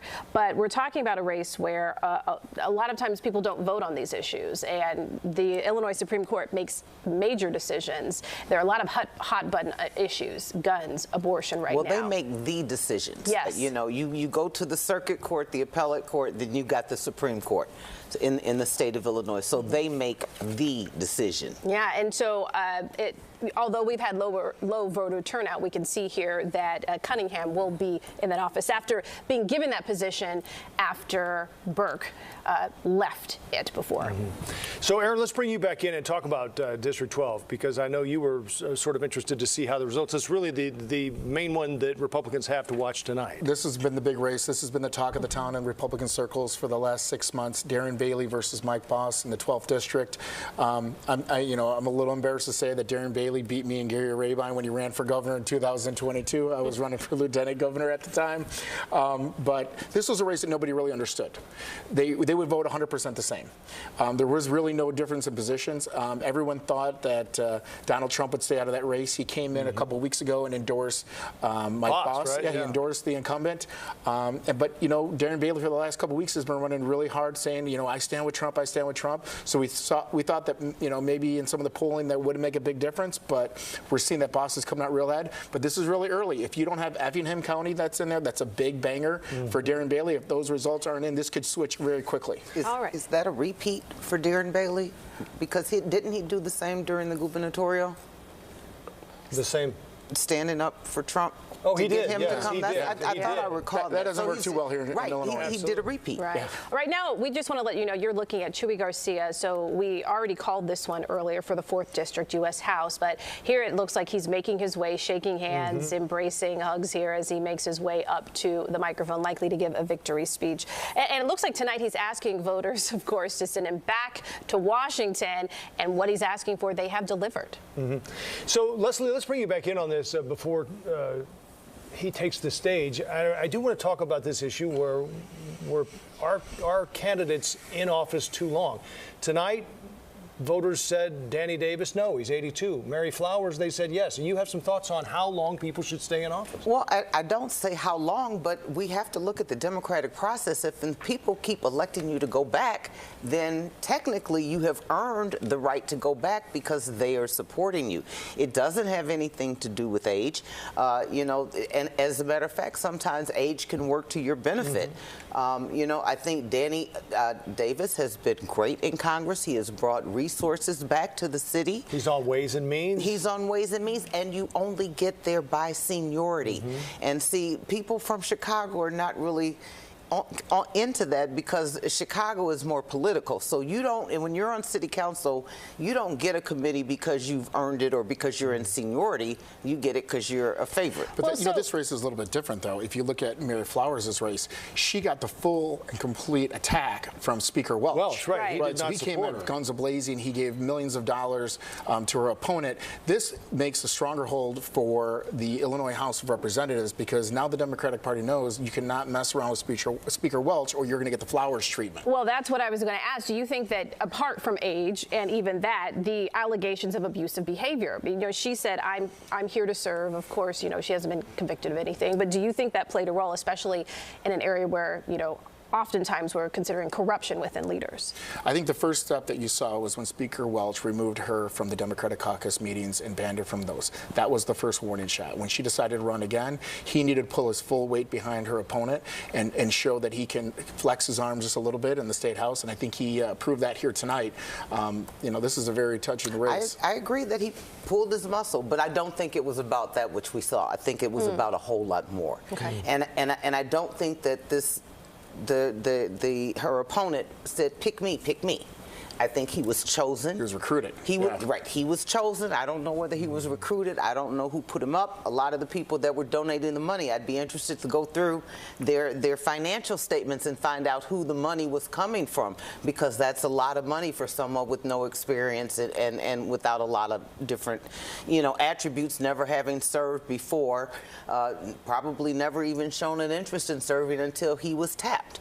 So I agree with you on the first part, not on the second. Well, I'll defer to you because I think the Democrats don't whisper in my ear very often. You probably know more about it than I do. They won't whisper in my ear because they don't want to hear what I have to say. Fair enough. All right, so we want to turn to another guest, another panelist that we have joining us. Joining us now is Stephen Maynard-Caliendo. He's a political science professor at North Central College. All right, so thank you. I know there have been at times during our political sessions that you are a regular guest, so thank you again for giving of your time. So sounds like you're having too much fun there. We are.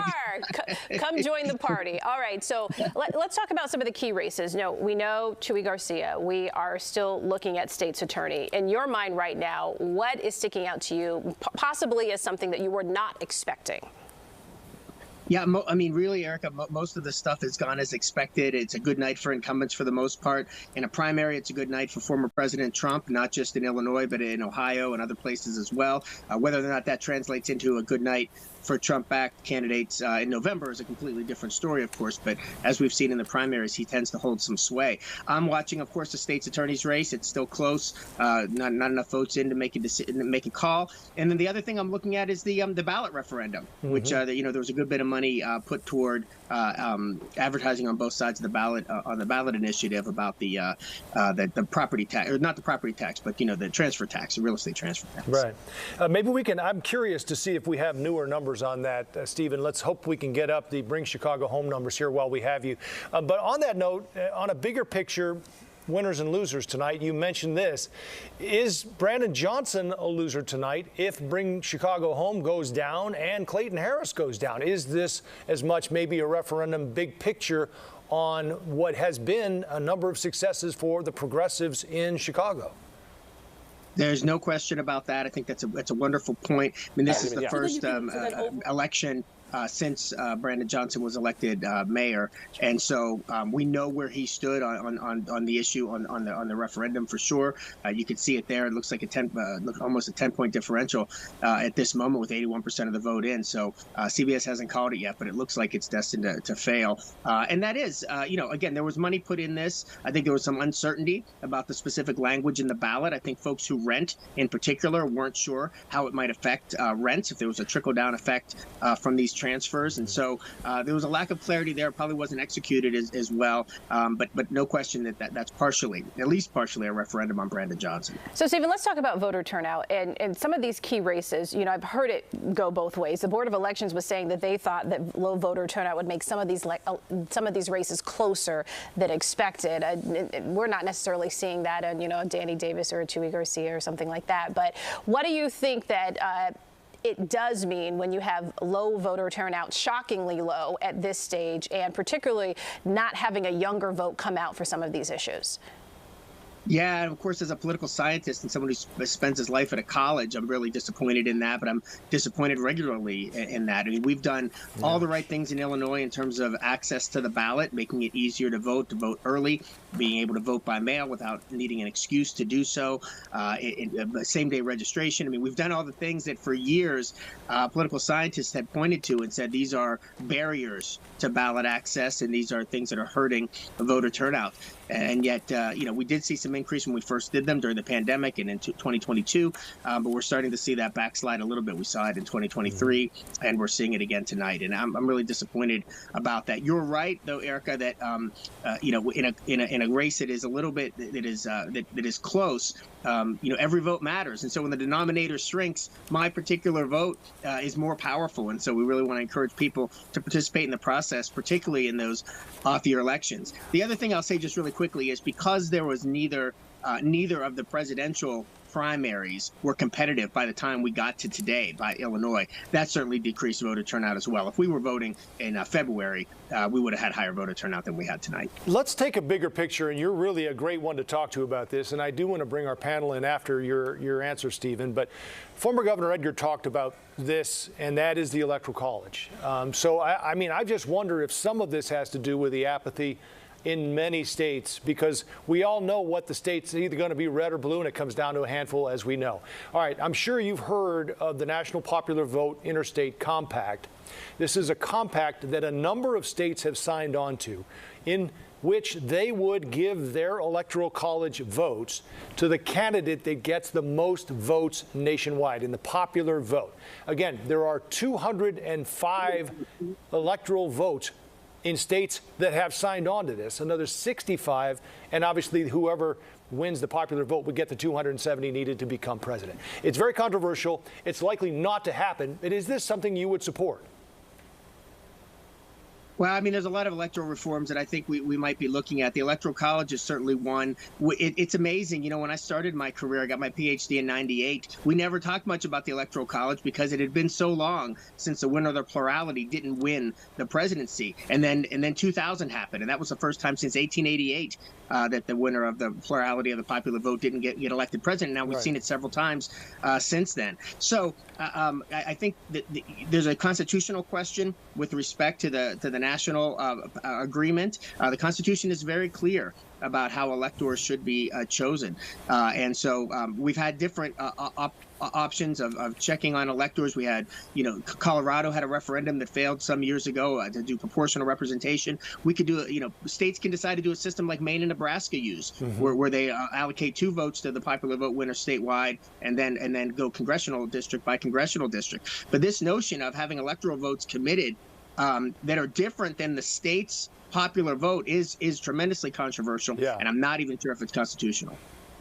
Right. All right. Stephen, we wanted to bring you in on what was a pretty heated back and forth between our two panelists here. Before we do that, though, thank you. I'm hoping you can stay with us. We want to go out to Congressman Chuy Garcia. We were seeing him making his way through the crowd, and now a lot of his supporters are up on the stage. He is about to take the mic, and as we said earlier, he is the projected winner at this point. Not quite up to the mic yet, but we wanted to bring you a picture there from his headquarters in Brighton Park as we start to hear the audience of his supporters. Warm-up act. Yes. Start to chant for him. Well, maybe you can get to your question with Stephen then while we wait. All right, so we'll get back to Chuy here. So, Stephen, earlier our panelists were talking about the state's attorney's race, and we're talking about Burke, of course, and Harris, where a lot of times Burke is getting the support of even conservatives, and that support because they want to see change. What are your thoughts on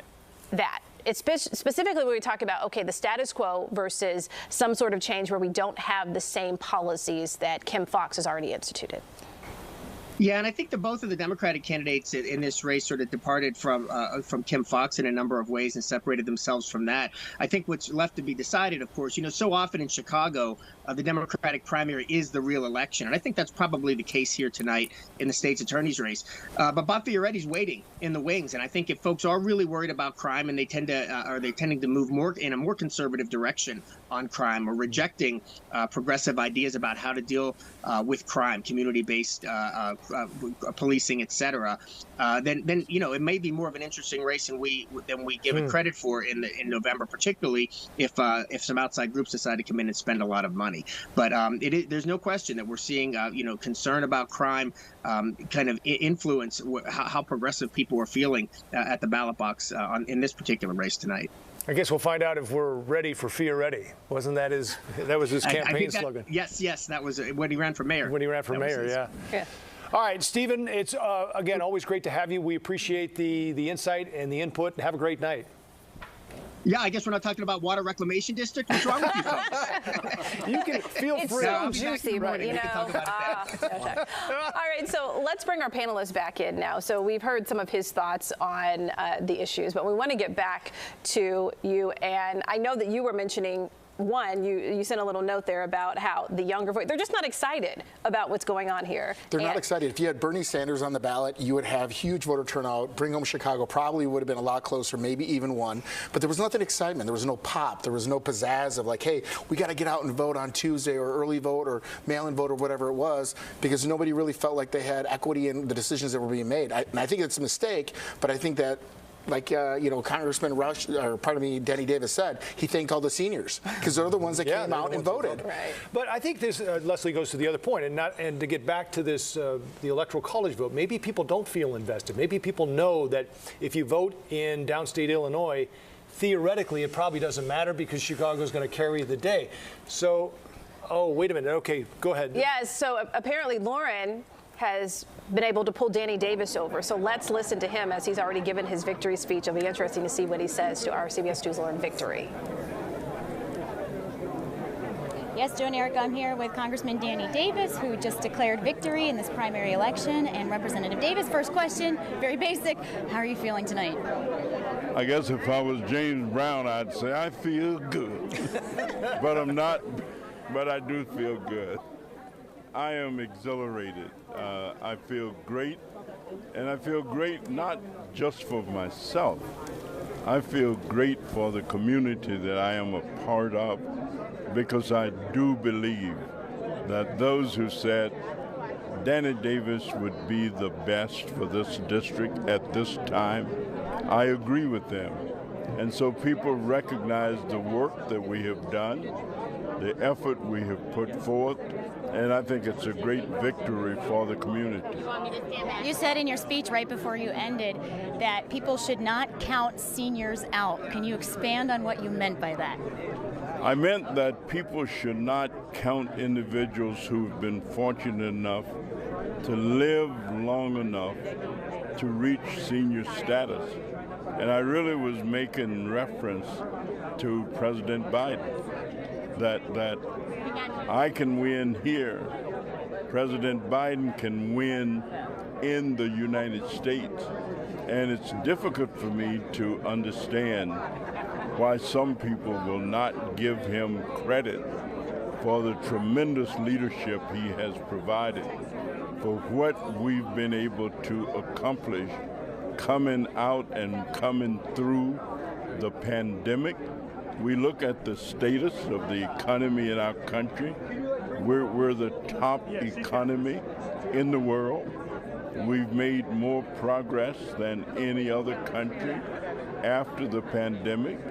Unemployment is around and under 4% and has been that way now for more than 2 years straight.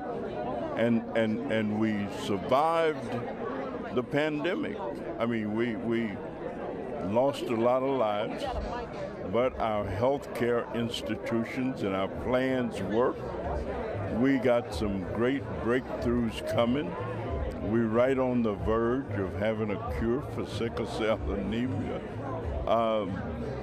And yet, the situations are such that many people are just finding it reluctant to give the president the credit he is due for the way he has handled our country for the last 3 years almost. On that note, before I let you go, of course, you're predicted to easily win in November, but the presidential race is going to likely be a contentious one. There was such low voter turnout today. How do you encourage voters to show up to the polls in November? I think we're going to spend all of the summer, the rest of spring, out beating the bushes, interacting with people, trying to galvanize our community so that we reaffirm for people that voting is the most effective weapon that we can have to change whatever conditions we're not comfortable with, or whatever conditions we don't like. We can change them, but one of the best ways to do it is to make sure that we continue to go forward. I think that doing anything other than re-electing President Biden would be going backwards. And I certainly don't want to go backwards. I want to keep moving forward. So we're going to be engaging people all the way up to November, the whatever, to try and make sure that they vote strongly and that they vote for the Democrats. All right, last question. Can I see that I Feel Good dance one more time? Oh, I feel good. All right. Thank you, Representative Davis. All right, we'll send him back to you guys in the newsroom. Lauren got him to see and almost dance. Almost dance. All right, thank you, Lauren. We do have some numbers we want to share now. Updated numbers on the Circuit Court Clerk of Cook County. We can see here now Spiropoulos ahead. Again, that is a wide margin over the incumbent Iris Martinez and is now the projected winner. Let's go back to the Cook County State's Attorney's race here. Okay, 90% in here. Eileen O'Neill Burke still with a lead against Clayton Harris with 90% of the votes in. So we'll still keep a close eye on this because, as you mentioned, Aaron, well, we're just 10% out. It'll be interesting to see where that final 10% is coming from geographically. Leslie, let's get back to this one point, though, and put a pin on this, and at least a button anyway, about apathy, whether it's that, whether it's the presidential candidates only come to 5 or 6 states anymore. Maybe that's why people aren't as engaged. What do you think it is? Well, I think I have to go back. I have to go old school. It is part of your duty, your responsibility as a citizen to vote, to exercise that right to vote. So many people died for the right to vote, and it doesn't matter who you are, where you come from. You're here now, and we should be doing that, whether I'm excited about it or not, whether I think it'll count or not. I have that responsibility as a citizen, and I take mine seriously. And I think you will see that it's not just when there's a popular issue, that we have to do that all the time. And I hope that the younger people begin to realize this, because their voice will matter a lot more. All right, so we were saying, and Aaron, you were commenting on this, 82 years old, just shy of President Biden and former President Trump here.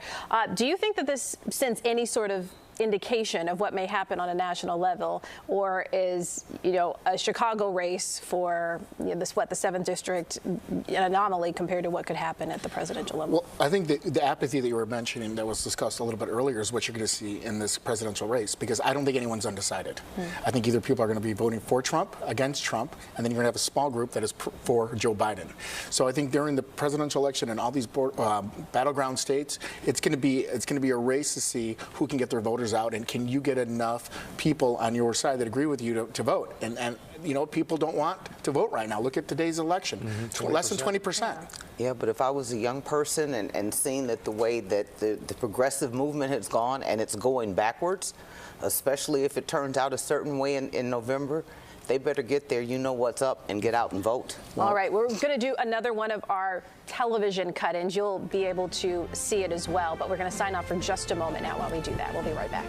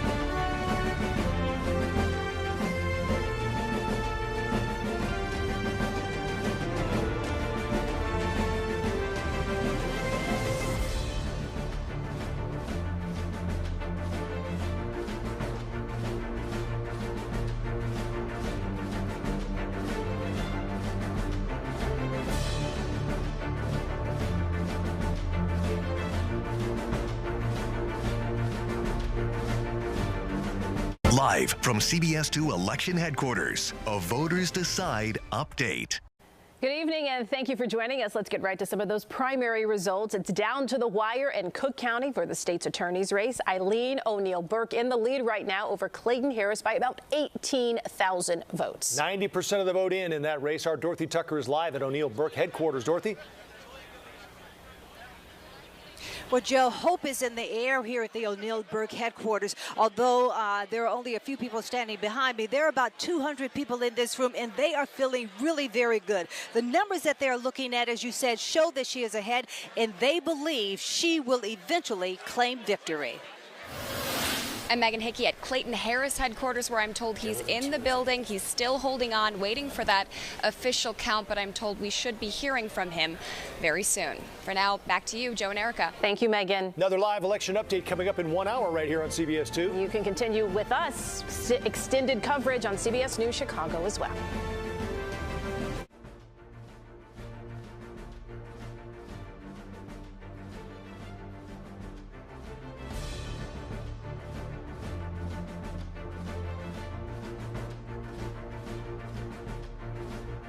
Live from CBS 2 Election Headquarters, a Voters Decide update.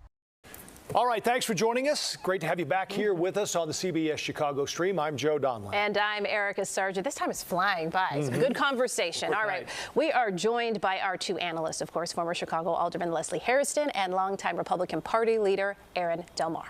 We at first, though, want to go over a couple of numbers. We do have projected winners already here at 8:40. We have Chuy Garcia, the projected winner in District 4, heading back for another term in D.C. with a victory tonight on the Democratic side over Ray Lopez, and he's at the mic now. Yeah.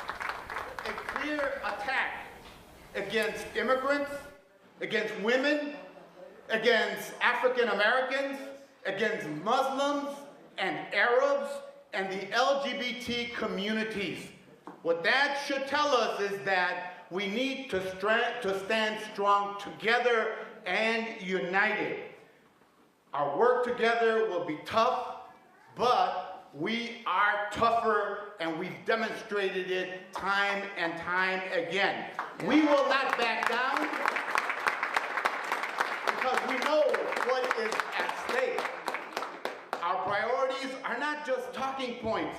They are commitments to communities and to ourselves. It's time that we create an economic opportunity future for working families and to lower the cost of living for all of our people. People should not have to work to live and live to work. People should be able to retire with dignity and grace and their families.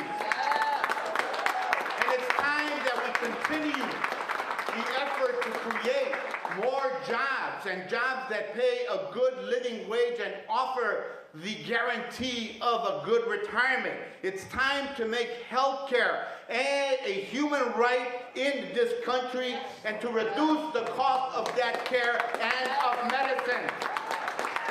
And Democrats in the U.S. Congress are committed to doing that. We're going to be working not just on lowering the cost of insulin, as we've done already, but to make that cost lower for everyone who needs it, but to also begin on that longer list of medicines that people need for their quality of life and their well-being. And in the area of healthcare, it's time to codify women's right to reproductive health care as well. And we begin that work in Washington tomorrow morning. And it's time that we truly invest in the care economy, from child care to home care to the care for the elderly and those that we love the most. Those who care for them should be compensated adequately and have a future for retirement as well. And it's time that we get really serious about gun violence and the epidemic that's plaguing our communities across the land all over the country. It's destroying too many lives. It is time to act. We must build on the modest legislation that we passed at the end of 2022. We ought to have additional gun control measures, and we ought to ban assault weapons in America.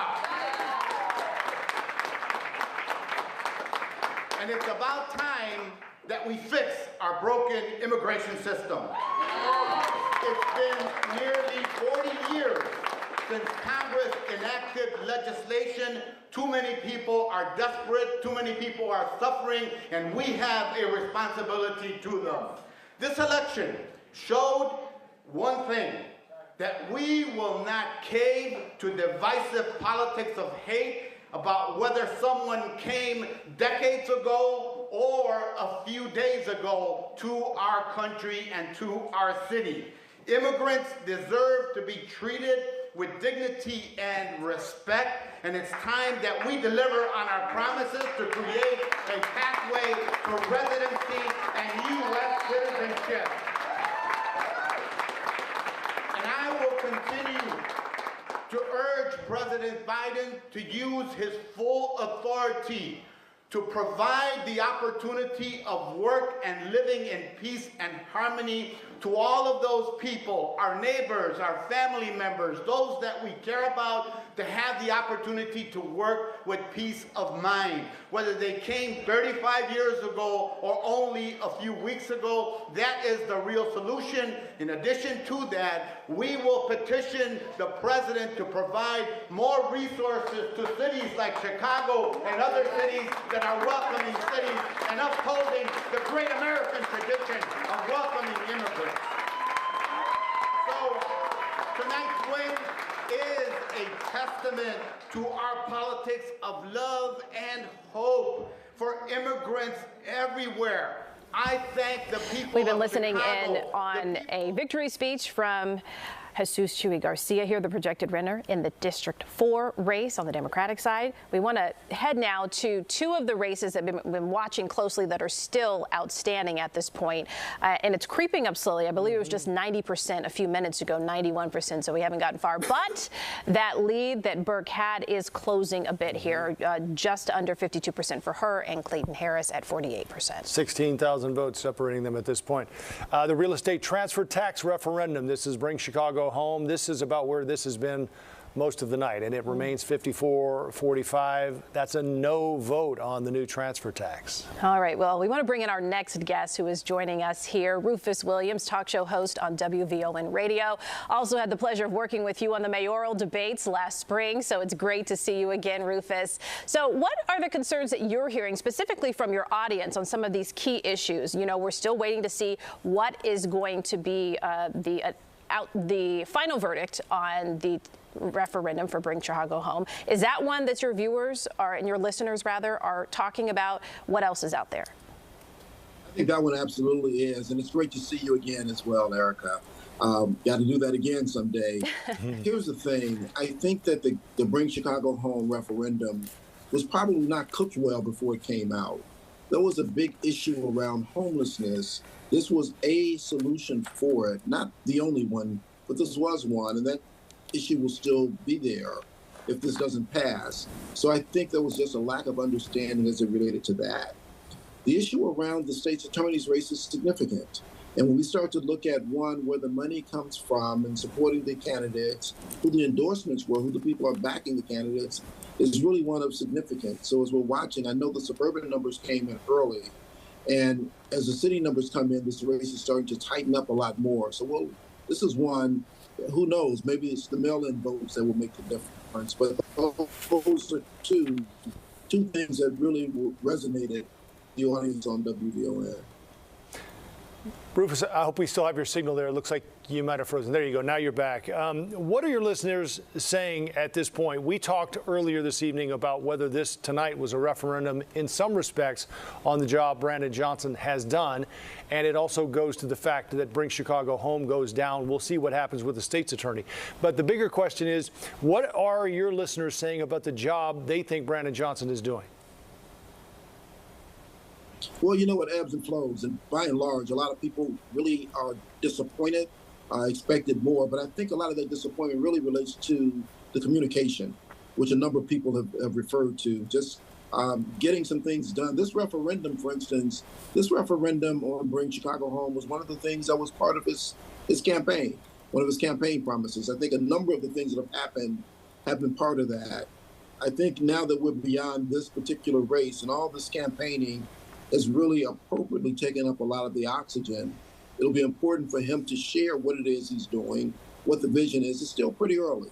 People haven't given up on what he can do, but there is some concern, and I think that concern may be alleviated if he just communicates more about what his priorities are, what's been done, why he's done those things, and ensuring that the people who need to be listened to are being listened to in the process. So in the absence of communication, then people come up with what they think the concern is, and very often it's worse than anything actually is. Okay, Rufus, one more quick question. It looks like we have an interview lined up with Dorothy and Pat Dowell, but I wanted to ask you about what we've been discussing here in terms of incumbent candidates. Is that there a message being sent by voters that it is time to get them out? And also on a national level, if we look at not just a Danny Davis at 82 here, but the presidential candidates, are your listeners talking about whether or not they see that as experience versus the old regime and that there's time for some change? Well, I think what we see in so many ways is an understanding of how this thing works. And Danny Davis is important because of seniority. And that's the way Congress works, with seniority. People appreciate that. I think there may be some different things that take place at the state legislature because that happens a little bit differently with seniority. And we'll see what happens with the Mary Flowers race there. But yes, I think as we've seen in the city council, as we've seen in the mayor's seat, as we've seen all the way through, I think there is a movement towards younger people. There's a movement towards new blood. And I have to tell you both, this turnout is abysmal in this election. So we've got to do some things that really excite the young people and excite everyone about coming in and making sure that their needs, their concerns, their issues are being addressed. And much of what's in this progressive movement that the mayor had moved forward with, of which this referendum is a part, I don't know that people have given up on it, but I think there's got to be some greater understanding of what that is, what that means, and how you move it forward. Rufus, we've talked a lot tonight about the migrant situation in Chicago, and I'm wondering what you think about what we've seen happen and unfold in many black and brown communities where people are upset because they've been trying to get financial help for years, and then now suddenly thousands of migrants show up and the city finds tens of millions of dollars. You hit the nail on the head, and that's exactly what the issue is that people are sharing with us, that they seem to find money for those who are now coming in, but there have been struggles in the black community for the longest, and those struggles aren't being met. Appreciating wherever the money comes from, whether it comes from the federal government, the state government, or the local government, it's still resources that we were able to find to deal with those issues. And there are a number of issues that people are dealing with every day and have been dealing with for a very long time that aren't being attended to in the same way. It is a huge concern, and it's a concern for that reason, not so much because they're here, because there is conversation about the jobs that are being lost, but those are different kinds of jobs that I think the migrants come over to do than the kinds of jobs that our listeners are actually looking for. But it is the ability to find resources there and not be able to find them for so many things that have been priorities within our community. Rufus, it's great to have you. It's great to see you. We appreciate the time, my friend. So it's always great to be with you guys. Continued success. Thank you, Rufus. Hope to see you again soon. All right, we want to head over to the Burke campaign. That's where Dorothy Tucker has been all night. Earlier, she was able to get some temperature of the mood there from Susanna Manjoja. And I understand, Dorothy, now you have another guess. That's right. Alderwoman Pat Dowell is here with me now. She was and is an early supporter of O'Neill Burke. O'Neill Burke actually lives in your ward. Yes. She's a 3rd Ward resident, proud 3rd Ward resident of the South Loop, and I've gotten to know her over a number of years, and I'm excited about what's getting ready to happen. I'm cautiously optimistic tonight.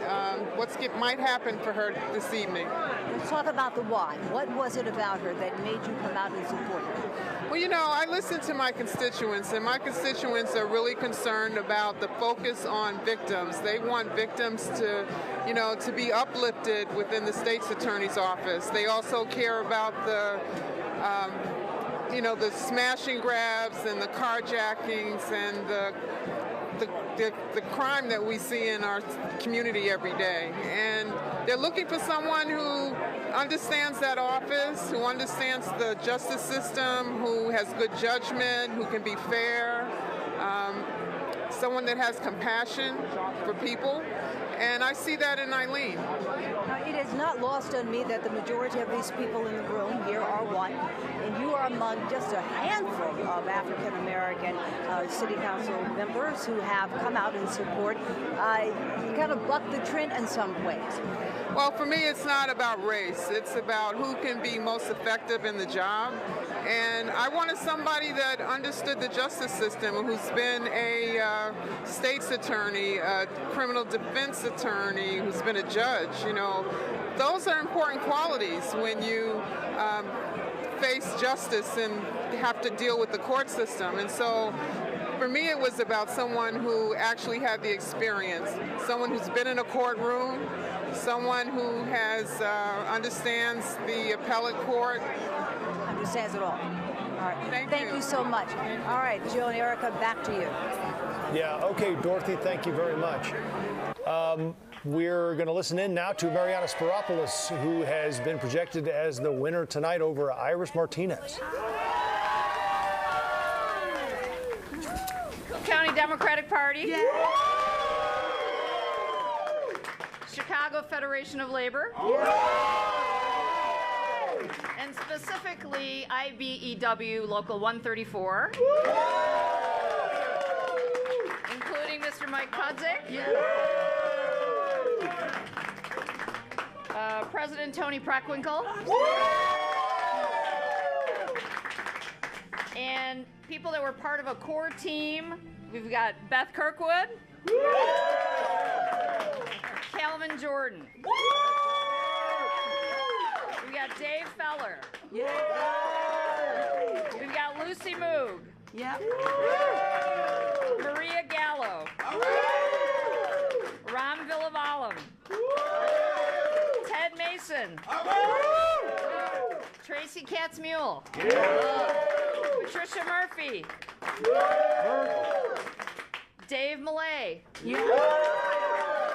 Daniel Rude, my field coordinator, Meredith Hammer, Tahani Hill, Best Anley, Robert Jones. All right, so we've been listening in on Mariana Spiropoulos. Right, exactly. I should know that. I've seen that ad like 100 million times. All right, Circuit Court Clerk. We want to bring back our panelists because, boy, as she was speaking up there, it was a little back and forth that we need to get back to. All right, let's start with following the money. All right, so this is something we talked about earlier, and Aaron, I'm going to start with you because you had an interesting point about it seems like people pick and choose, you think, when they decide that they're going to be outraged by the fact that a Democratic candidate is getting conservative money. In this case, O'Neill Burke getting a lot of backing from conservatives. But you made the comparison that what? Well, I was saying that, yeah, she got a lot of, primarily conservative donors that have really supported her in this campaign. But what I was saying earlier is that when Kim Foxx got $2 million from George Soros, it was okay. When you like the candidate and you're okay where they get the money, if you don't like the candidate or you don't like the turnout, then you're like, well, we got to look at where the money's at. Leslie? And I disagreed. I went to Congresswoman Kelly. When she ran, she got a couple of million from New York, and nobody said anything, or people raised that as an issue, so that does happen. I happen to know that Judge Burke, her husband, is also a lawyer. She met him, I think it was her first day of her first year of law school. She does tell me that that's one of the best decisions that she's ever made. But he is with a large law firm. Those are tentacles that he can reach out to help raise for her. So I think it's a combination of the two. But again, I always say that money helps, but it doesn't win the elections. Votes do. And that's why people's votes matter. Well, Aaron, I think the bigger point on that is the fact that when you talk about the money that is spent from a Republican side, it shouldn't be a surprise to anyone that they're putting money behind someone like Eileen Burke when the opposite, the alternative is someone they see as very progressive and desirable. We know that it's very challenging for any Republican to get elected to anything in Cook County, right? It's an anomaly when that actually happens. So when you have a race, most like these, that are taking place during a Democratic primary, they usually go on to win. So Republicans are going to look at the lesser of two evils, and they're going to put their money and their support and their votes behind those that I think are as close to their truth and values as they can. It doesn't always work. Look at Paul Vallis. A lot of Republicans voted for Paul Vallis. It didn't work. But look, in this case, my question, what do you do with the new Republican Bob Fioretti? You know what? Bob is a very unique individual, and we wish him all the best of luck, and we'll see where his campaign goes. I know he's got a big turnout at his party for all our friends out there. He is the Republican nominee. You know what? The party will accept anyone and everyone, especially here in Cook County. We can't turn anybody away. We cannot. On the ballot. It sounds like that was written out somewhere. Yeah, right. Well, but think about what happened in the last gubernatorial race to Republicans, where it appeared everyone was behind Richard Irvin, and then all of a sudden, everybody just shifted to Darren Bailey. Well, not everybody, but the base, and the whole plan from the Republican side was sort of upended. Well, it didn't hurt that, J.B. Pritzker put $25 million of his money into our Republican primary, trying to juice Darren Bailey up and kind of evening the odds a little bit, right? I mean, I was very close to that race, as you may remember. I was in that primary. All right. But I do want to get to something that was said when Spiropoulos was talking, something about Aaron eating crow here, because you were talking earlier about the fact that, certain candidates, potentially with those connected to Tony Preckwinkle, what are they doing something on their own? And this is a case where you were surprised that she was able to pull this off? I was surprised because it's been well published in the news in Chicago Sun-Times and Tribune that there have been some rubbings between Tony Preckwinkle and Iris Martinez, and that there was not a lot of love lost, and that showed a little bit there that she was about to carry Marianne. But here's what I'll also tell you, even as Republicans in Cook County, we do see sometimes that there are elected officials that do a good job, that we're like, hey, you know what, we may not be in the same party, but we see you're doing a good job. You're maybe a fiscal conservative and a social liberal, but we can get behind that. And to see, Marianne's do so well today, I think, was a testament to some of the Democratic Party as well. Leslie, that brought joy to you, it seems, especially because you were saying give her some credit here. Sometimes, a lot of times I hear people, they want to give somebody else the power when the person herself, in this case, Mariana Spiropoulos, has had an amazing career. She is a phenomenal woman. She is intelligent. She has everything that it needs and more. Plus, she works extremely hard. She crosses from one edge to the other. She is at everything. I have seen her at many things. She works extremely hard. So again, I think she earned the vote. She worked for the vote. She worked hard for the vote. She didn't go on anybody's coattail. I don't care what you say. Well, I mean, she might have gotten a little bit of a nudge and some extra bucks from, the Democratic Party and Tony Preckwinkle. I think that helps get her through the finish line, helping with the endorsement and helping. She earned the endorsement. She appeared just like the other candidates appeared before the Democratic committee. So it's not like it was a closed door. They all appeared, and Mariana Spiropoulos won. About to go live right now, so if I ask you the same thing again, that's probably why. Very well. And we are recording, though. Can you tell me, tonight, this race tonight was looming over it, were these allegations made by your team against the Alderman's team members about them allegedly handing out cash. Can you speak to this? I've been in politics for 41 years. We've never been ensnared in a situation like that. Why would there be an exchange of money in envelopes in a polling place on election day? It suggests very bad things. Chicago is shedding its bad reputation of machine politics, of corruption and influence in politics. That brings it all back. It should not happen. Now, if elected this upcoming November, this would be your 4th term in office. What is new this go-around? We have unfinished business in Congress. We need to make sure that we keep building our infrastructure, creating more jobs, make the economy work for people, make things more affordable, whether it's food or gas or the cost of cars or energy for ordinary people in our country. We need to make health care less expensive for people. We've got 10 drugs that we want to lower the price on, like we lowered the price on insulin as well. So we have lots of work to do, and we need to protect women's reproductive rights as well, all under attack currently. Minority communities are under attack. we need to be in Congress committed to attacking hate and repelling those attacks. Now, right now, the city of Chicago is undergoing a migrant crisis. Can you speak to what will you plan on doing at the federal level to help the city navigate this? Welcoming cities like Chicago need more resources, more money. We should provide that to them. I'll continue to implore the Biden administration to do that. We need to talk about real immigration reform, not just that fortifies the border, but that creates a pathway for people to get work permits, to legalize, to get a green card, and that have a pathway for people like dreamers and others who have been waiting for years and many times decades for an opportunity to work in peace and to have their legal residency. And what about the new arrivals? Is the federal government planning on helping the city of Chicago? I believe the federal government has a responsibility to provide more help to Chicago, to New York, to other cities as well.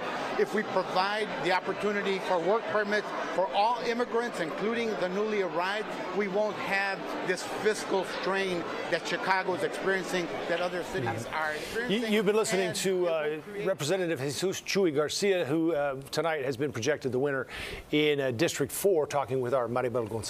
All right, we want to go back to some of the key races that we've been still keeping an eye on just after 9 o'clock tonight with 93%. It's inching up slowly here in terms of the precincts reporting.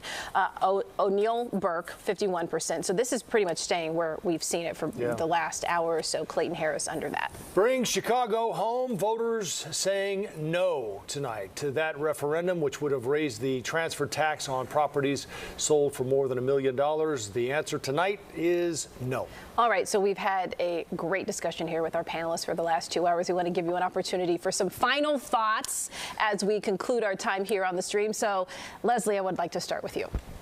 Wow, I just hope that this is an opportunity for all of the people to realize how their vote matters.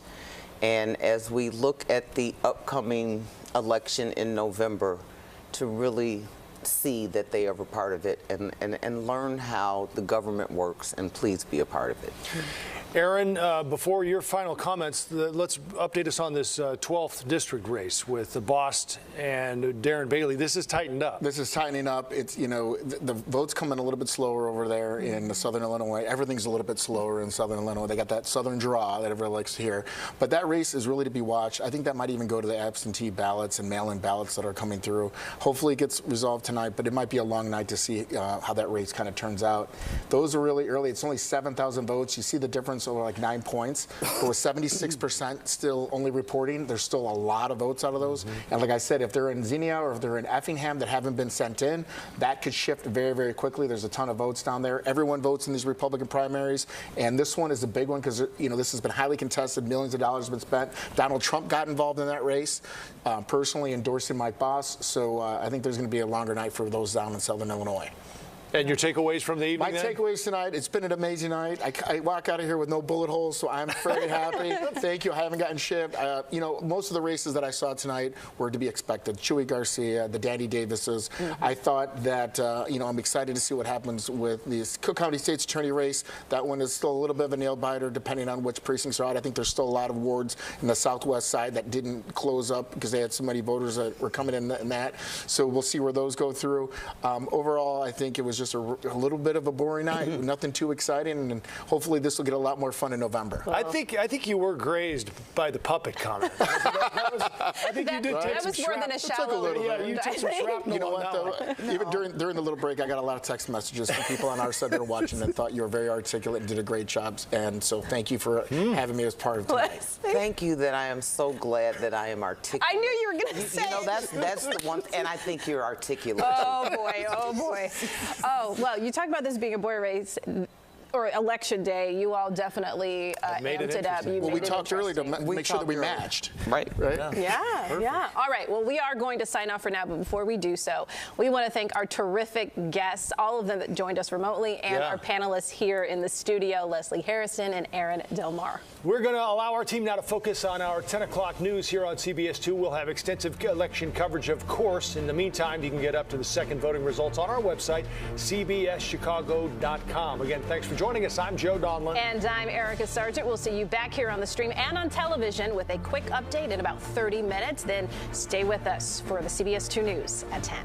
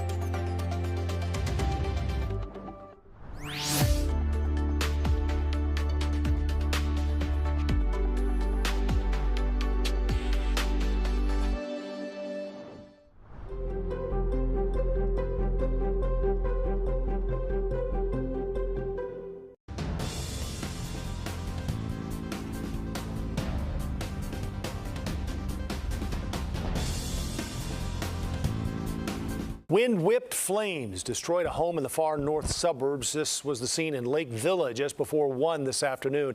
It started in the garage and quickly spread to the rest of the house. We're told firefighters also had issues getting enough water to put out the flames. The owner did escape safely and was able to call 911. No one was hurt. Cause of that fire still under investigation. 3 people, including 2 Chicago police officers, needed treatment for smoke inhalation after a fire in Rogers Park. This one started at an apartment building near Farwell and Glenwood around 11 this morning. Firefighters also rescued a dog from the building. Witnesses say it all happened very quickly. Suddenly, I just heard somebody outside shouting to get out, there's a fire. I looked across the way and I saw flames erupting across from the complex across from us, and it was really hot. And we all just ran out. Paramedics also treated 2 other people. They declined to go to the hospital. Everyone is expected to be okay. Parents and students pushing for answers 1 day after a teacher at the high school was fired. CBS 2's Sharday Gray is learning more about the disturbing allegations, and for some, firing the teacher, they say, is not enough. Students at Fenton High School say the dynamic has changed inside of their school after a teacher was fired. He is accused of having inappropriate relationships with students. I definitely find it hard to focus on class. Students say there's a shift in the atmosphere here. With permission from their parents, sophomores Billy Camp and Valeria DiTullio told us they feel uneasy in school. We had so much trust, and now all that trust is gone. A Bensenville police document was leaked on social media. The document